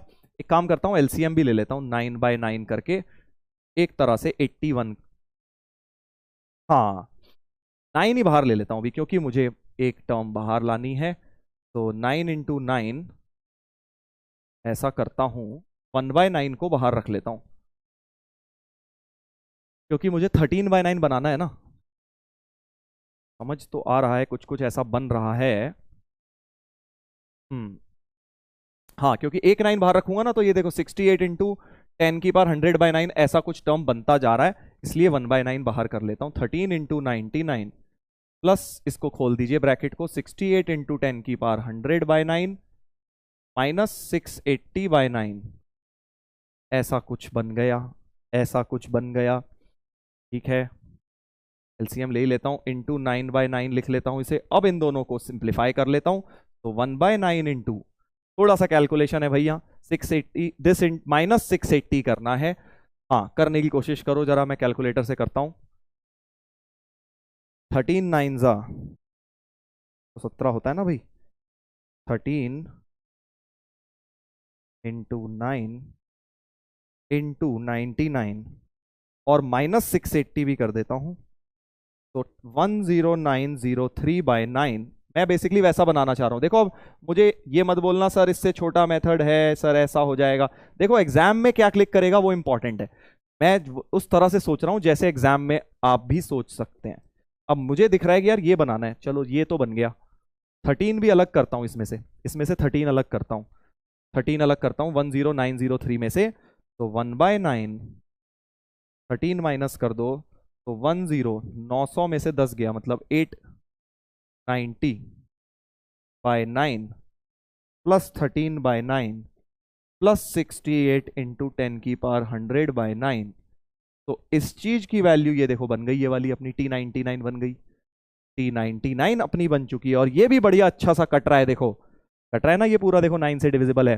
10890 को जल्दी से काट दो, 10890 डिवाइडेड बाय 9, 1210, 1210 बन गया। तो हमारा जो सम आया एस जो आया बेटा वो क्या आ गया, एस आ गया 1 by 9 into 1210 plus T99। Let's compare it. हमारा सम जो है वो कह रहा है T99 plus m by n form का होना चाहिए, T99 plus m by n। अच्छा, तो m हो गया 1210, n हो गया 9, ये निकल आया भाई। पूछा क्या है, m प्लस n पूछा है, m प्लस n हो गया 1219। देखें 1219 आ गया आंसर, राइट। बढ़िया क्वेश्चन था, काफी कैलकुलेशन, ट्रिकी क्वेश्चन आया था इस बार 2023 में। ट्रिकी क्वेश्चन बिल्कुल कहेंगे इसे, डायरेक्ट कहीं से कहीं तक नहीं है, स्ट्रेट फॉरवर्ड। पिछले 2022 में बड़े स्ट्रेट फॉरवर्ड आए थे, अभी दिखाऊंगा तुम्हें। 2022 में इनफैक्ट 2 आए थे, दोनों बड़े आसान क्वेश्चन आए थे। एक तो इतना आसान था एपी का डायरेक्ट, वो तो मैं करा ही नहीं रहा, तुम देख लेना, बट थोड़ा सा दूसरा वाला करा दूंगा। तो 2023 में टफ आया है, 2024 में देखते हैं अब क्या होगा। हाँ चलो, 2022 वाले की बात करी, ये वाला कर लेते हैं, कर लेते हैं बेटा ये वाला। तो बढ़िया था। 23 वाला देख रहे हो, बिल्कुल उसी कॉन्सेप्ट पे था जो ब्रेन टीजर मैंने तुम्हें फर्स्ट लेक्चर में करवाया था। अगर जो बच्चे वो करके गए थे उसमें उनको सीधा सीधा प्रयास बैच में भी करवाया था मैंने, तुम देख लो लास्ट ईयर खजाना में आपको मिल जाएगा, वो सेम ब्रेन टीजर प्रयास बैच में भी मैंने किया था, करवाया था। चलिए आगे देखते हैं। A1 A2 A3 भी AP, A1 is 7, common difference is 8। अच्छा, पहली टर्म 7 है, कॉमन डिफरेंस 8 है। T1 T2 T3 भी सच दैट T1 is 3 और Tn plus 1 माइनस Tn, दो कॉन्जिक्यूटिव टर्म्स का डिफरेंस An है। An क्या है? AP का जनरल टर्म An तो पता है भाई, A plus n minus 1 into D. D क्या था? 8 है ना, तो 8n माइनस 1 हो गया An बेसिकली, यानी Tn plus 1 minus Tn, basically तुम्हें An दिया हुआ है। तो difference of two terms AP में है, एक तरह से क्या है, difference of two terms AP में। तो तुम लगा सकते हो difference of two term AP में होते हैं तो एक मेथड होता है, नहीं तो टेलीस्कोपिंग से भी कर सकते हो, क्योंकि दिस माइनस सम दो सिमेट्रिक टर्म्स का डिफरेंस है। ठीक है, तो तुम्हें Tn निकालना है ना, पहले T20 निकालना है, T30, Tk, सिग्मा लगाना है, मतलब तुम्हें Tn की वैल्यू निकालनी है। तो इसमें टेलीस्कोपिंग लगा देता हूं, इजी रहेगा। n को 2 डाला, T2 minus T1 is A2, T3 minus T2, n को मैंने 1 डाला था, सॉरी, A1 A2, n को 2 डाला, n को 3 डाला, और ऐसे करते करते अब देखो ऐसे ऐसे कट रहा है। मुझे यहां Tn चाहिए, तो यहां n को n माइनस 1 डाल दिया, तो Tn minus Tn minus 1 is An minus 1। और बेटा अब जैसे ही इन सारी टर्म्स को ऐड कर रहा हूं तो मुझे दिख रहा है Tn बचेगा और T1 बचेगा, और इधर A1 A2 A3 up to An minus 1 तक का सम, तो sum of n minus 1 terms of AP क्या होता है? n minus 1 by 2, 2a plus, first plus last ही लगा देता हूं ना सीधे, क्योंकि लास्ट निकाल रखी है मैंने, नहीं वो तो nth टर्म है, अभी गलती हो जाती, 2a प्लस n माइनस 1, तो n माइनस 2 इंटू डी 8, समझ गए? क्योंकि नंबर ऑफ टर्म्स कितनी लेनी है अब? n माइनस 1 टर्म्स का सम ऐड करना है, तो n की जगह n माइनस 1 डाला।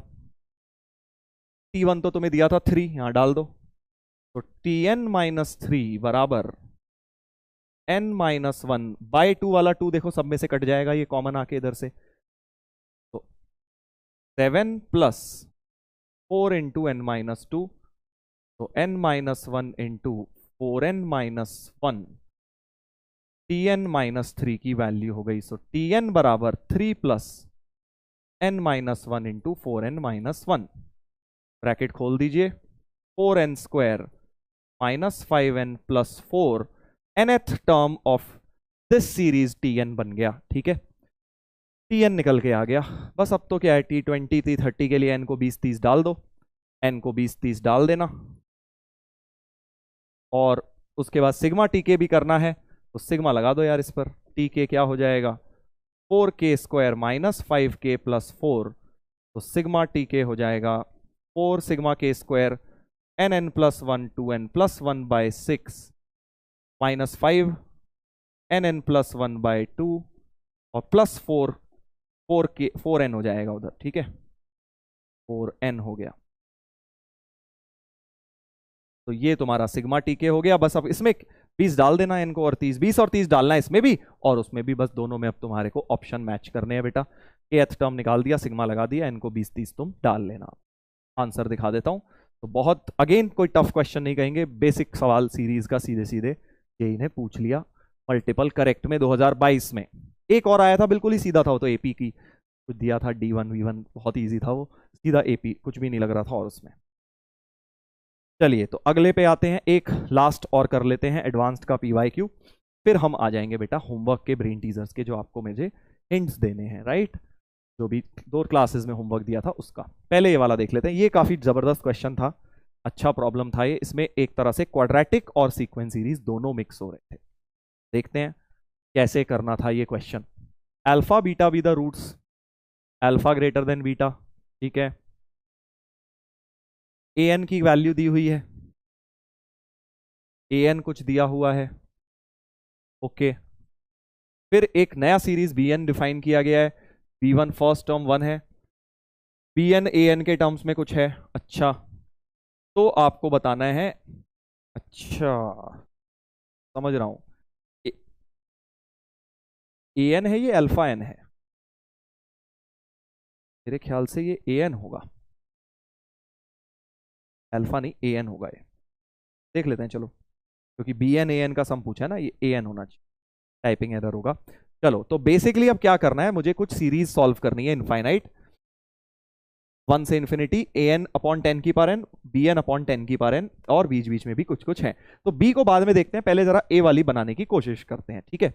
मल्टीपल करेक्ट है ए वाली बनाने की, तो ए एन है अल्फा की पावर एन माइनस बीटा की power n upon alpha minus beta. अच्छा, इस क्वाड्रेटिक के अगर रूट्स अल्फा बीटा हैं तो अल्फा प्लस बीटा तो 1 हो गया, अल्फा इंटू बीटा माइनस 1 हो गया, तो डिफरेंस ऑफ द रूट्स भी निकाल सकते हो, रूट डी बाय रूट 5/1, तो रूट 5 हो गया, यानी नीचे तो रूट 5 ही आ गया, डिफरेंस ऑफ द रूट्स तो रूट 5 है ही। अब मेरे दिमाग में चल रहा है क्यों ना यहाँ ए एन की वैल्यू डाल दूं इसके अंदर, है ना। तो मुझे निकालना है सिग्मा एन 1 से इन्फिनिटी ए एन अपॉन 10 की पावर एन। तो ए एन की जगह रख दिया अल्फा की पावर एन माइनस बीटा की पावर एन अपॉन रूट 5 10 की पावर एन। रूट 5 तो बाहर आ जाएगा सिग्मा के, तो अल्फा बाय 10 की power n minus sigma beta by 10 की पावर एन। ठीक है भाई, एन कहां कहां से चलना है, 1 से इन्फिनिटी, एन जो है 1 से इन्फिनिटी। तो ये तो दिख गया कि दो इनफाइनाइट जीपीज लिखी हुई है, देखो ये दो इनफाइनाइट जीपीज मुझे लिखी हुई दिख गई। तुम्हें दिख गई क्या भाई, कि first term alpha by 10, common ratio भी अल्फा बाय 10, इसकी first term beta by 10, 1 minus beta by 10। बस अब तो थोड़ा सिंप्लीफाई वगैरह करना होगा, एलसीएम वगैरह लेके देख लेते हैं। एक तो ये 10 10 कट जाएगा, alpha upon 10 minus alpha minus beta upon 10 minus beta. चलिए एलसीएम लिया जाए तो ये ए ऑप्शन सिंप्लीफाई हो रहा है, काफी लेंथी क्वेश्चन दिख रहा है क्योंकि चार अलग अलग पार्ट्स में चारों अलग अलग चीजें पूछी हुई हैं। देखो दो तरह के क्वेश्चन आते हैं मल्टीपल करेक्ट में, एक होता है कि क्वेश्चन एक है, आंसर मल्टीपल आ गए, 2 और 3 ऑप्शन बन गए, क्वाड्रेटिक बन गई, सॉल्यूशन 2 3 आ गए, ठीक है। या एक तरीके का ये होता है जिसमें क्वेश्चन ही मल्टीपल पूछे हुए हैं, समझ रहा है। तो ये ध्यान रखना है तुम्हें कि जब आप मल्टीपल करेक्ट कर रहे हो, तो अगर सिंगल क्वेश्चन है तो तुम सॉल्व कर दो, अपने आप मल्टीपल आंसर आ जाएंगे, उसके मल्टीपल करेक्ट बन जाएगा। बट ये ज्यादा खतरनाक वाला होता है क्योंकि हर ऑप्शन ही अपने आप में एक क्वेश्चन है, तो इसमें थोड़ा सा लेंदी होता है, इस बात को ध्यान रखना एग्जाम में।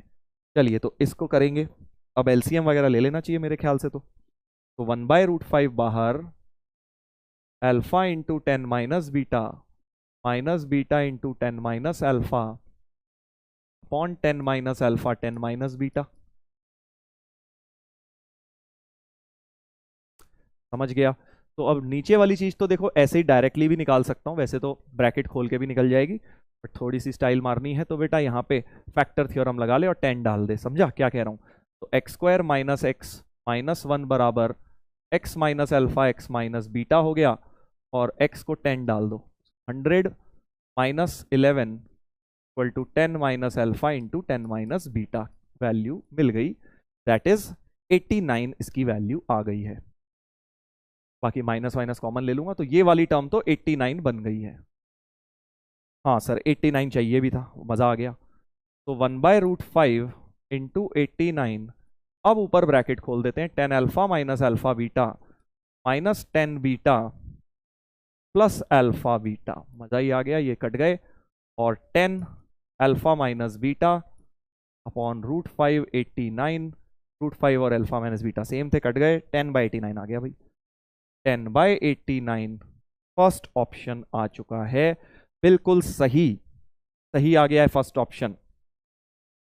चलिए अच्छी बात है, ठीक है भाई।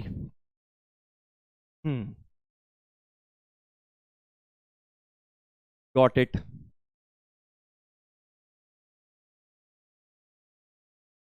अब मुझे दिख रहा है बी और डी ऑप्शन में, तो बी की बात करनी है, उसको देखता हूं पहले।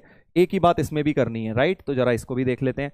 A1 A2 A3 up to AN तक का सम, इस बार वो कह रहे हैं कि इसका इनफाइनाइट तक नहीं, एन तक सम निकालो, सिग्मा AN निकालना है, सिग्मा AN निकालना है। चलो करते हैं, ट्राई करो बेटा पॉज करके। सिग्मा ए एन की वैल्यू थी अल्फा की पावर एन माइनस बीटा की power n upon alpha minus beta. तो 1/√5 बाहर, सिग्मा अल्फा की power n minus sigma beta की पावर एन। फाइनाइट जीपीज हैं, तो 1/√5 इसकी जीपी का सम लगा दो,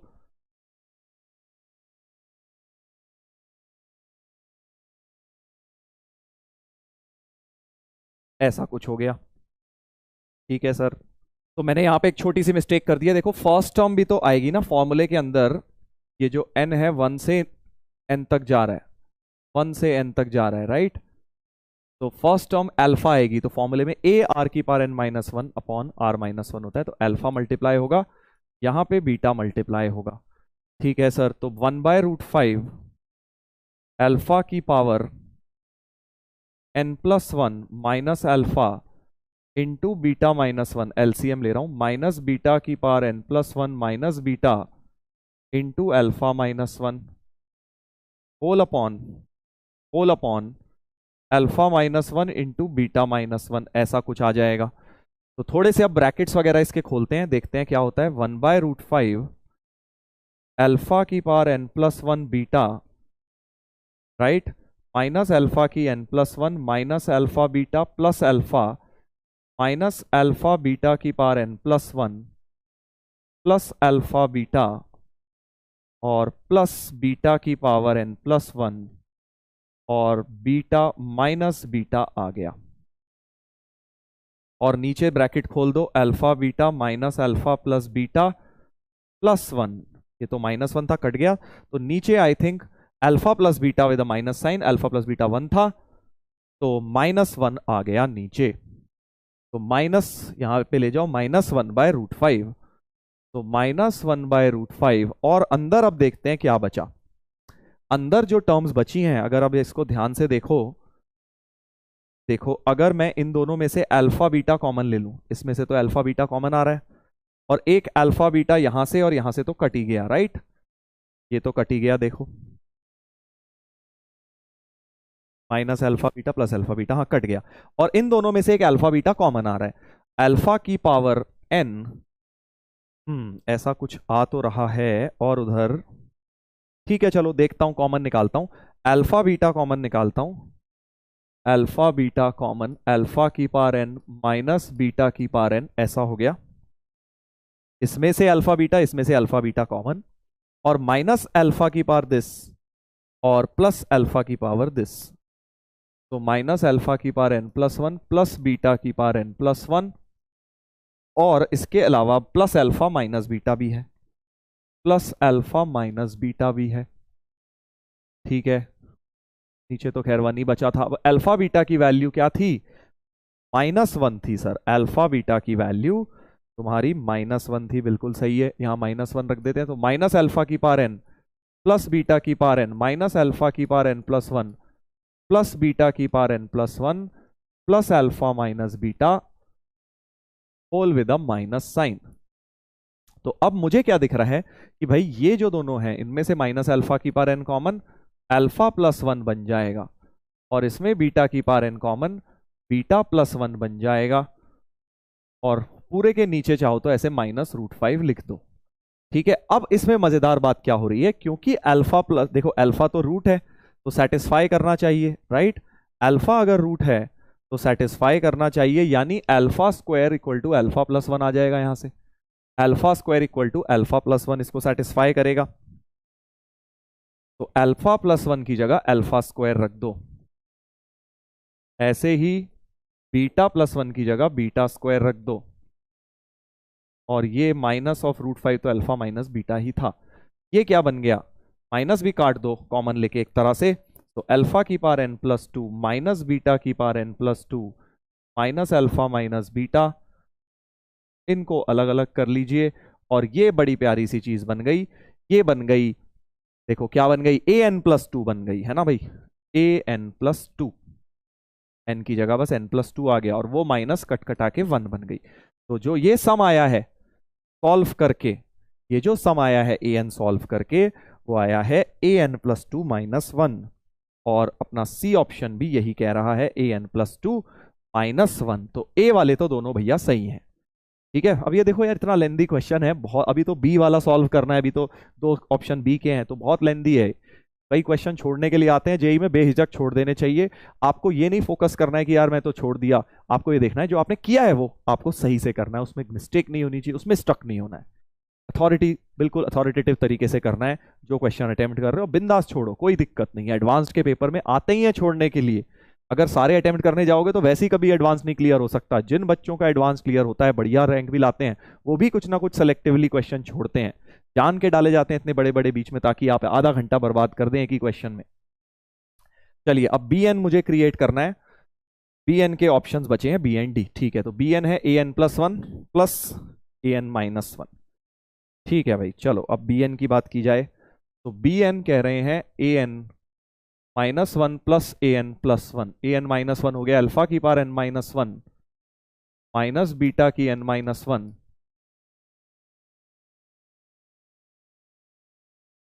ठीक है, अब इसमें से अल्फा की पावर क्या किया जाए, एन माइनस वन कॉमन ले लेते हैं, तो अल्फा स्क्वायर प्लस वन बचेगा, और इसमें से बीटा की power n minus one common ले लेते हैं, तो बीटा स्क्वायर प्लस वन बन जाएगा। अब अल्फा स्क्वायर प्लस वन, फिर से, क्योंकि अल्फा स्क्वायर की वैल्यू बेटा याद करो क्या थी, अल्फा स्क्वायर को तो अल्फा प्लस वन कर सकते हो, राइट। तो अल्फा स्क्वायर को अल्फा प्लस वन किया तो ये हो गया अल्फा प्लस टू, ये हो गया बीटा प्लस टू। अब यहां थोड़ा सा ट्रिकी है, अब इसके बाद मैंने भी थोड़ा सा दिमाग लगाया था जब पहली बार किया था, क्या करें, काफी मैनिपुलेशन वगैरह करी, फिर मेरे को रियलाइज हुआ कि क्यों ना अल्फा और बीटा की वैल्यू यूज की जाए। देखो, अल्फा और बीटा जो है वो रूट्स भी यूज हो सकती हैं, क्योंकि अल्फा ग्रेटर देन बीटा दिया है, शायद कुछ ना कुछ काम हो, तो रूट्स को सॉल्व करोगे तो one plus minus root five by two आएगा, इस तरह से रूट्स आएंगे, और क्योंकि अल्फा बड़ा वाला है तो one plus root five by two ले लेंगे। ठीक है, तो अल्फा हो गया one plus root five by two, और बीटा तुम्हारा हो गया one minus root five by two. But तुम्हें यहां अल्फा प्लस टू बनाना है, क्या बनाना है, अल्फा प्लस टू बेटा, तो टू ऐड कर दीजिए इसमें, इसमें टू ऐड कर दीजिए, तो बेसिकली क्या हो जाएगा, two to the four, five plus root five by two हो जाएगा। और मजे की बात क्या है, इसमें से अगर रूट फाइव कॉमन ले लोगे तो अंदर root five plus one by two वापस से अल्फा बन जाएगा, ये वाली term root five plus one by two क्या थी, अल्फा, यानी रूट फाइव इंटू अल्फा आ गया। तो अल्फा प्लस टू एक्चुअली क्या आ गया, रूट फाइव इंटू अल्फा आ गया। बीटा में भी देखो ऐसा ही हो रहा है, क्या बीटा प्लस टू किया, one minus root five by two plus two किया, रूट फाइव कॉमन लिया, root five minus one by two आ गया, बट बीटा तो ये था तो माइनस बीटा बन गया, मतलब माइनस रूट फाइव बीटा बन गया ये चीज, बीटा प्लस टू क्या बन गया, माइनस रूट फाइव बीटा। अब क्यों क्या है, अल्फा माइनस बीटा भी रूट फाइव और ये रूट फाइव सब कैंसिल आउट हो गए, और अल्फा की पावर टोटल मिला के एन प्लस बीटा की पावर एन बन जाएगी, माइनस माइनस प्लस हो गया, ये एन माइनस वन थी भाई, टू नहीं वन है, राइट। तो हमारा बी एन जो है वो प्रूव हो गया, अल्फा की पावर एन प्लस बीटा की पावर एन, अल्फा की पावर एन प्लस बीटा की पावर एन, यानी कि बी ऑप्शन भी आ गया। अब बी एन बाय टेन की पावर एन का सिग्मा निकालना है, लास्ट ऑप्शन बचा है बी एन बाय टेन की पावर एन। चलो, जहां इतना कर दिया ये भी कर देता हूं। तो बी एन बाय टेन की पावर एन, बी एन की जगह अल्फा की पावर एन प्लस बीटा की पावर एन रखना है, अपॉन टेन की पावर एन, यानी अल्फा बाय टेन की power n plus beta by ten की पावर एन, इनका इनफाइनाइट जीपी निकालना है, और ये निकाल चुका हूं, ये बेटा निकाला था, याद करो, अल्फा की पावर अल्फा बाय टेन की power n minus beta by ten की पावर एन, ये निकाला था, बीच में माइनस था, अब बस प्लस रखना है, तो दोबारा मत करो, यहां बस प्लस आएगा, यहां पे बस प्लस आएगा इस टर्म के अंदर। इसके बाद भी क्या था, alpha into ten minus beta, plus कर देता हूं, ठीक है, तो alpha into ten minus beta plus beta into ten minus alpha, और नीचे क्या आया था, नीचे तो 89 आया था, वही लिख देता हूं, नीचे 89 आया था ना भाई, नीचे तुम्हारा ये वाला टर्म 89 बना था, सेम चिपका दिया। अब ब्रैकेट खोल लो, ten alpha plus ten beta minus alpha minus 2 alpha beta, alpha plus beta 1 था और वो -1 था, तो 10 + 2 अपॉन 89 यानी 12/89 हो गया। तो डी ऑप्शन हमारा जो है 8/89 है, गलत हो गया। तो ए बी सी इसके करेक्ट आंसर्स हो गए। काफी ज्यादा खतरनाक क्वेश्चन, छोड़ने के लिए था प्रॉपर बिल्कुल इसको। मोस्टली जिन भी बच्चों ने 2019 में, मैंने जिन्हें जानता हूं जिन्होंने बढ़िया रैंक्स भी लाए, अंडर 100 अंडर 50 रैंक भी लाए, उन्होंने भी बेटा ये क्वेश्चन छोड़ा था। अब तुम समझ रहे हो, हम लोग क्या है, हम फिक्सेशन से हो जाते हैं कि ये कैसे छोड़ सकते हैं, अरे हम कैसे छोड़े, हम तो करेंगे। भाई बहुत लंबा कोई दिख रहा है तुम्हें, दिख रहा है ये 4-4 पार्ट सॉल्व करने हैं, इतने लेंदी लेंदी बन रहे हैं, छोड़ दो, आगे समय बच जाए तब कर लेना, बहुत होता है एडवांस में करने के लिए।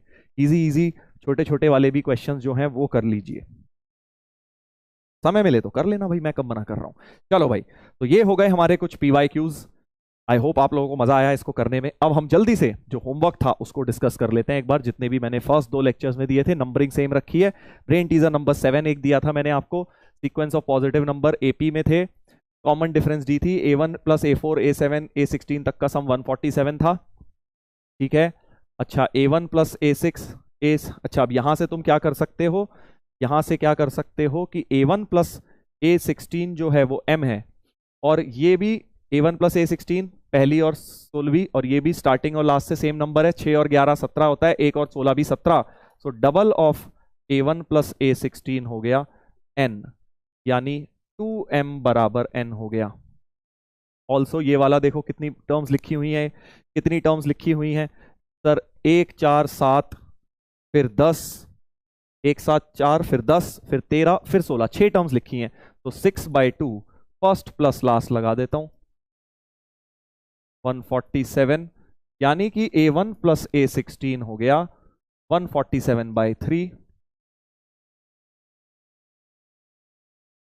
49। तो A1 + A16 की वैल्यू 49 आ गई, यानी कि बेसिकली हमारे पास देखो, हमारे पास यहां से आ गया A1 कैपिटल M की वैल्यू 49, सो कैपिटल N की हो गई 98, M 49 N 98 तो आ गया। अब S और W निकालना है, आगे बढ़ते हैं।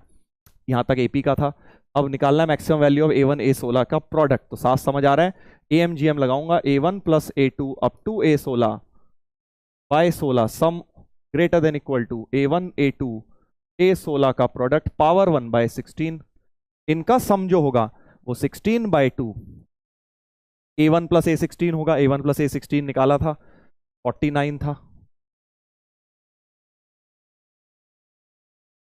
की पावर 1/16 हो गई, और ये कट गया, सॉरी अपॉन में 16 भी था, ये वाला 16 कट गया, तो 49/2, अच्छा 49/2 की पावर 16 हो जाएगी, वो 1/16 इधर आ गई, तो A1 A2 A16 तक के प्रोडक्ट की मैक्स वैल्यू हो गई 49/2 की पावर 16, तो S हो गया 49, W हो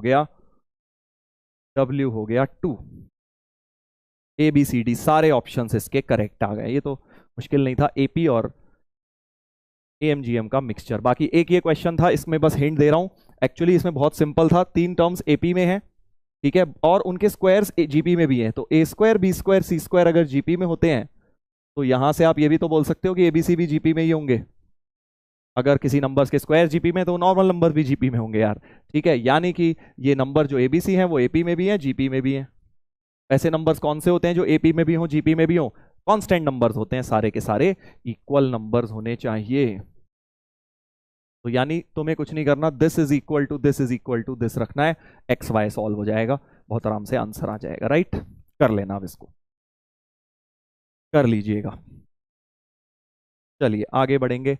एक ये दिया था मैंने, if A denotes the number of non negative values of P for which the equation this possesses a unique solution, मतलब इस इक्वेशन की एक ही सॉल्यूशन होनी चाहिए। तो अब यहां से शुरू कैसे करते हैं इसको, 2 की पावर x को सर t मान लेते हैं, तो pt + 2 1/t = 5, तो pt² + 1 = 5t, और क्योंकि अब आप चाहते हो इसकी यूनिक सॉल्यूशन आए, तो इस क्वाड्रेटिक की एक ही सॉल्यूशन होनी चाहिए, है ना। इस क्वाड्रेटिक का बेसिकली d0 कर देते हैं, इस क्वाड्रेटिक का d0, तो 25 - 4p = 0, तो p की वैल्यू 25/4 अगर हो गई तो बेसिकली इसकी एक ही सॉल्यूशन आएगी, देख लो। राइट।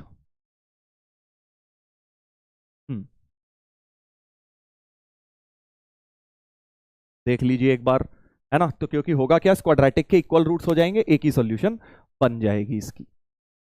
चलिए एक तो ये हो गया। उसके बाद नॉन नेगेटिव वैल्यू, अब तुम इसमें ये भी कर सकते थे एक्चुअली AMGM, क्योंकि p नॉन नेगेटिव है और 2 की पावर -x, इनमें AMGM लगा देते। This by 2 greater than equal to geometric mean, इन दोनों का ज्योमेट्रिक मीन हो जाता √p, है ना। √p इनका ज्योमेट्रिक मीन हो जाता।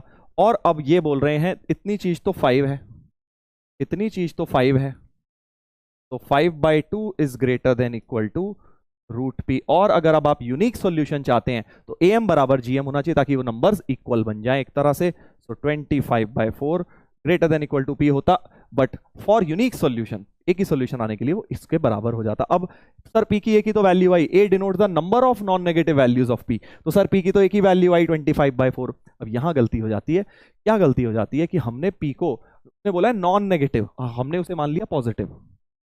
नॉन नेगेटिव और पॉजिटिव में क्या फर्क है, 0 का फर्क है मेरे भाई। तो अगर p 0 हो गया तो ये हमारे मेथड फेल है, क्योंकि हमने इन सब में उसे क्वाड्रेटिक मान लिया, d0 रख लिया, है ना भाई। यहां पे अगर p 0 हो गया तो दो नंबर ही नहीं बनेंगे, AMGM लगेगा ही नहीं। तो p0 जरा सेपरेटली चेक करते हैं क्या हो रहा है। 2 की पावर -x = 5, इसका तो यूनिक सॉल्यूशन ही होता है भाई। 2 की पावर -x का ग्राफ ऐसा होता है ना, ये 2 की पावर x का होता है, 2 की पावर -x का ऐसा होता है। तो इसमें जब इक्वल टू 5 रखोगे तो एक ही कोई सॉल्यूशन आएगी, राइट, एक ही सॉल्यूशन आएगी, यानी इसकी जो यूनिक सॉल्यूशन बन रही है, यानी p की वैल्यू 0 भी सही है और p की ये वैल्यू भी सही है दोनों। सो नंबर ऑफ वैल्यूज 2 हैं, मोस्टली लोग इसमें नंबर ऑफ वैल्यू 1 ले लेते हैं, a की वैल्यू एक्चुअली 2 हो गई। तो small a is nothing but 2। 1 लेके किया होगा, आंसर नहीं आ रहा होगा, अब 2 लेके करना। आगे का क्वेश्चन तो बड़ा इजी है कि a इसके बीच में 20 जो है α1 α2 हार्मोनिक मीन्स इंसर्ट करे हैं, फिर उसके बाद β1 β20 अर्थमेटिक मीन इंसर्ट करें। अब आगे का पार्ट तो कर लोगे आई थिंक, तो आप कंप्लीट कर लीजिएगा। a की वैल्यू बस 2 लेनी है, इसमें ये गलती हो जाती है, हम a1 ले लेते हैं। अगला वाला ये थोड़ा खतरनाक था भाई, इसमें फिर से वही नीचे तो वही वाली फैक्टराइजेशन लगी थी, k², याद करो, -k+½ इंटू k² + k+½ अब जो इसके बाद इसमें ट्रिक था, जो इसमें टूट रहा है टेलीस्कोपिंग, थोड़ा सा मुश्किल सा है, k-½ upon k² - k+½ -k+½ upon k² + k+½ इसमें ब्रेक हो जाएगा, दिस माइनस दिस में ये टेलीस्कोपिंग ब्रेक हो जाएगी। अगर तुम इसका LCM लेके देखना तो यही टर्म बन जाएगी तुम्हारी। थोड़ा सा ट्रिकी था, इसको सोच पाना थोड़ा मुश्किल था कि इस तरह से टूटेगा। ट्राई करिएगा, इसको क्रॉस मल्टीप्लाई करके देखेंगे, वापस यही बन जाएगा। बाकी फिर तो कटती जाएंगी, सिमेट्रिक टर्म्स आ गई हैं, आंसर आ जाएगा। ये वाले में भी टेलीस्कोपिंग, इस वाले में भी टेलीस्कोपिंग दिख रहा है, 2 की पावर्स के साथ चाहिए और ये दोनों टर्म्स चाहिए, r चाहिए तो 2 भी चाहिए, ऐसा कराया था एक 3 में, 2 चाहिए और r+1 r+2 चाहिए। तो न्यूमरेटर वाले r को ऐसे लिख सकता हूं, देखो 2 2 तो कट गया, 2r - r r हो गया। ये 102 था, मैंने बताया था 102 है ये, और 2 की पावर r-1 जैसे ही अलग अलग किया तो 2/r+2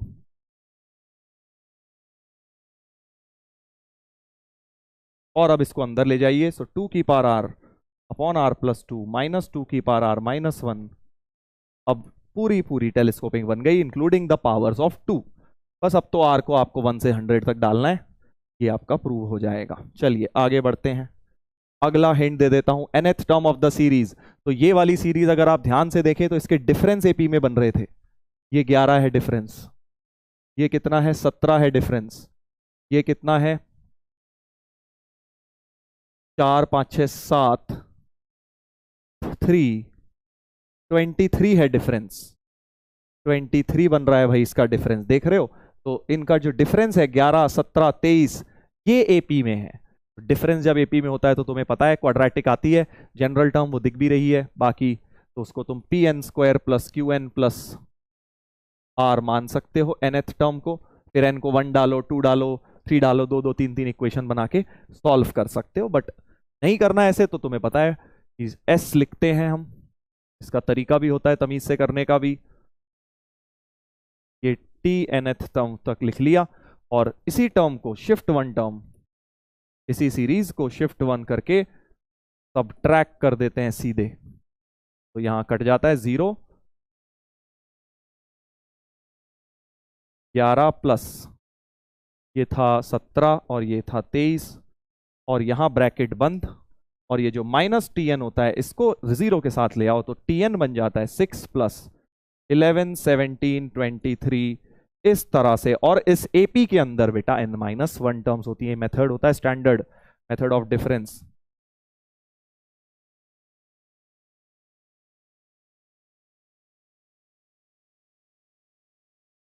राइट। तो यहां से आ जाएगा तुम्हारा ये 2 कट जाएगा, तो 6 plus n-1 into 11 plus 3n-6, तो 6 plus n-1 into 3n plus 5, ऐसा कुछ जनरल टर्म आ गया। और अब आप इसे कंपेयर करके एन स्क्वायर का कोफिशिएंट और ये इक्वल करके निकाल सकते हो। चेक भी कर लेना चाहिए, एन को 1 डाल के 6 आना चाहिए, आ रहा है। एन को 2 डाल के 17 आना चाहिए, चेक कर लो। एन को 2 डाल के क्या 17 आ रहा है? 6 प्लस 1 6 प्लस 5 11, 11 प्लस 6 17 आ रहा है, बिल्कुल सही है। यानी अपना ऑलमोस्ट हमने कैलकुलेशन मिस्टेक नहीं करी है। समझ गए आगे क्या करना है? इसको खोलो और फिर ये कंपेयर करो तीनों कोफिशिएंट, आंसर आ जाएगा। चलिए, एक ये ब्रेन टीजर नंबर 33 था पिछली क्लास का। क्या था इसमें? x1 plus 2x2 plus 3x3, अच्छा दिख रहा है, find the value of this. तो एक बात मुझे नजर आ रही है कि मुझे क्योंकि x5 की पावर 5 बनानी है और यह 5 है, x4 की 4 बनानी है, तो आप क्या करो, वेटेड मीन लगा दो। x1 एक बार ले लो, x2 को 2 बार अलग अलग ले लो, x2 ठीक है, ताकि 2x2 होगा और प्रोडक्ट में पावर जाएगी। x3 को 3 बार ले लो, ऐसे ही x4 को 4 बार ले लो, x5 को 5 बार, तो 5 4 9 10 11 12 13 14 15 नंबर्स में am greater than equal to gm लगा दो। वेटेड मीन्स का कॉन्सेप्ट लगा दिया। और क्योंकि बेटा ये चीज तो 15 दी है तुम्हें, 15 बाय 15 1 हो गई,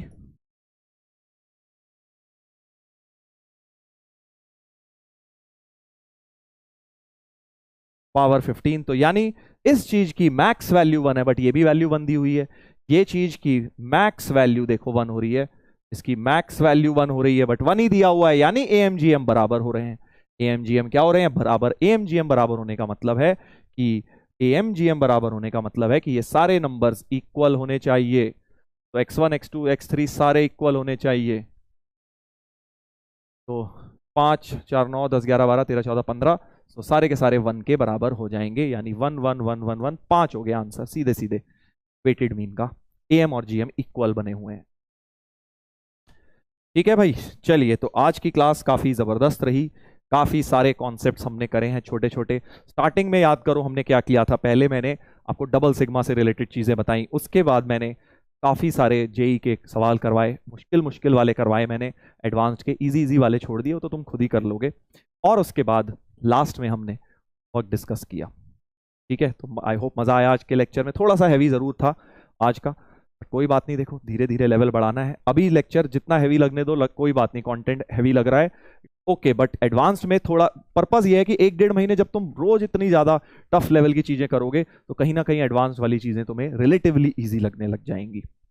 ठीक है भाई, चलिए, तो आई होप मजा आया सीक्वेंस एंड सीरीज चैप्टर में। इसी तरह से बेटा अब हम अगले लेक्चर में अगले चैप्टर में मिलेंगे, जहां पे आपका नेक्स्ट लेक्चर सर कराएंगे, उसके बाद मैं वापस से आऊंगा, मैट्रिसेस एंड डिटर्मिनेंट करेंगे हम लोग, पढ़ के रखिएगा। बाकी एज ऑलवेज लास्ट स्लाइड में मेरी तरफ से आप सभी बच्चों को मैसेज, हैशटैग लगे रहो। शुरू में अभी थोड़ा टफ लग रहा होगा, आप में से काफी बच्चे अनकंफर्टेबल फील कर रहे होंगे कि सर एडवांस में, एकदम मेन से एडवांस में मैं ट्रांजिट नहीं कर पा रहा हूँ, क्वेश्चंस खुद से नहीं होते। अपने आप को समय दो, महीना भर दो, महीने भर तक बस एफर्ट करते रहो, आउटपुट के बारे में मत सोचो, उसके बाद तुम खुद देखोगे कि तुम्हारा रिलेटिवली आउटपुट बेटर हो जाएगा, इंप्रूवमेंट आ जाएगा। ठीक है, चलिए, तो यही स्ट्रैटेजी है, जेई एडवांस्ड ऐसे ही होता है, रातों रात एकदम से नहीं हो जाता कि एडवांस के क्वेश्चन लगाएंगे और एकदम से होने लगेंगे, इसी तरीके से किया जाता है। चलिए, तो मिलते हैं बच्चों हम लोग नेक्स्ट लेक्चर में। इसी तरह से मेहनत करते रहो, पढ़ते रहो और चैट में रिस्पॉन्स करते रहिए, मैं वहां से आपके मैसेजेस जरूर पढ़ूंगा। Take care everyone, see you.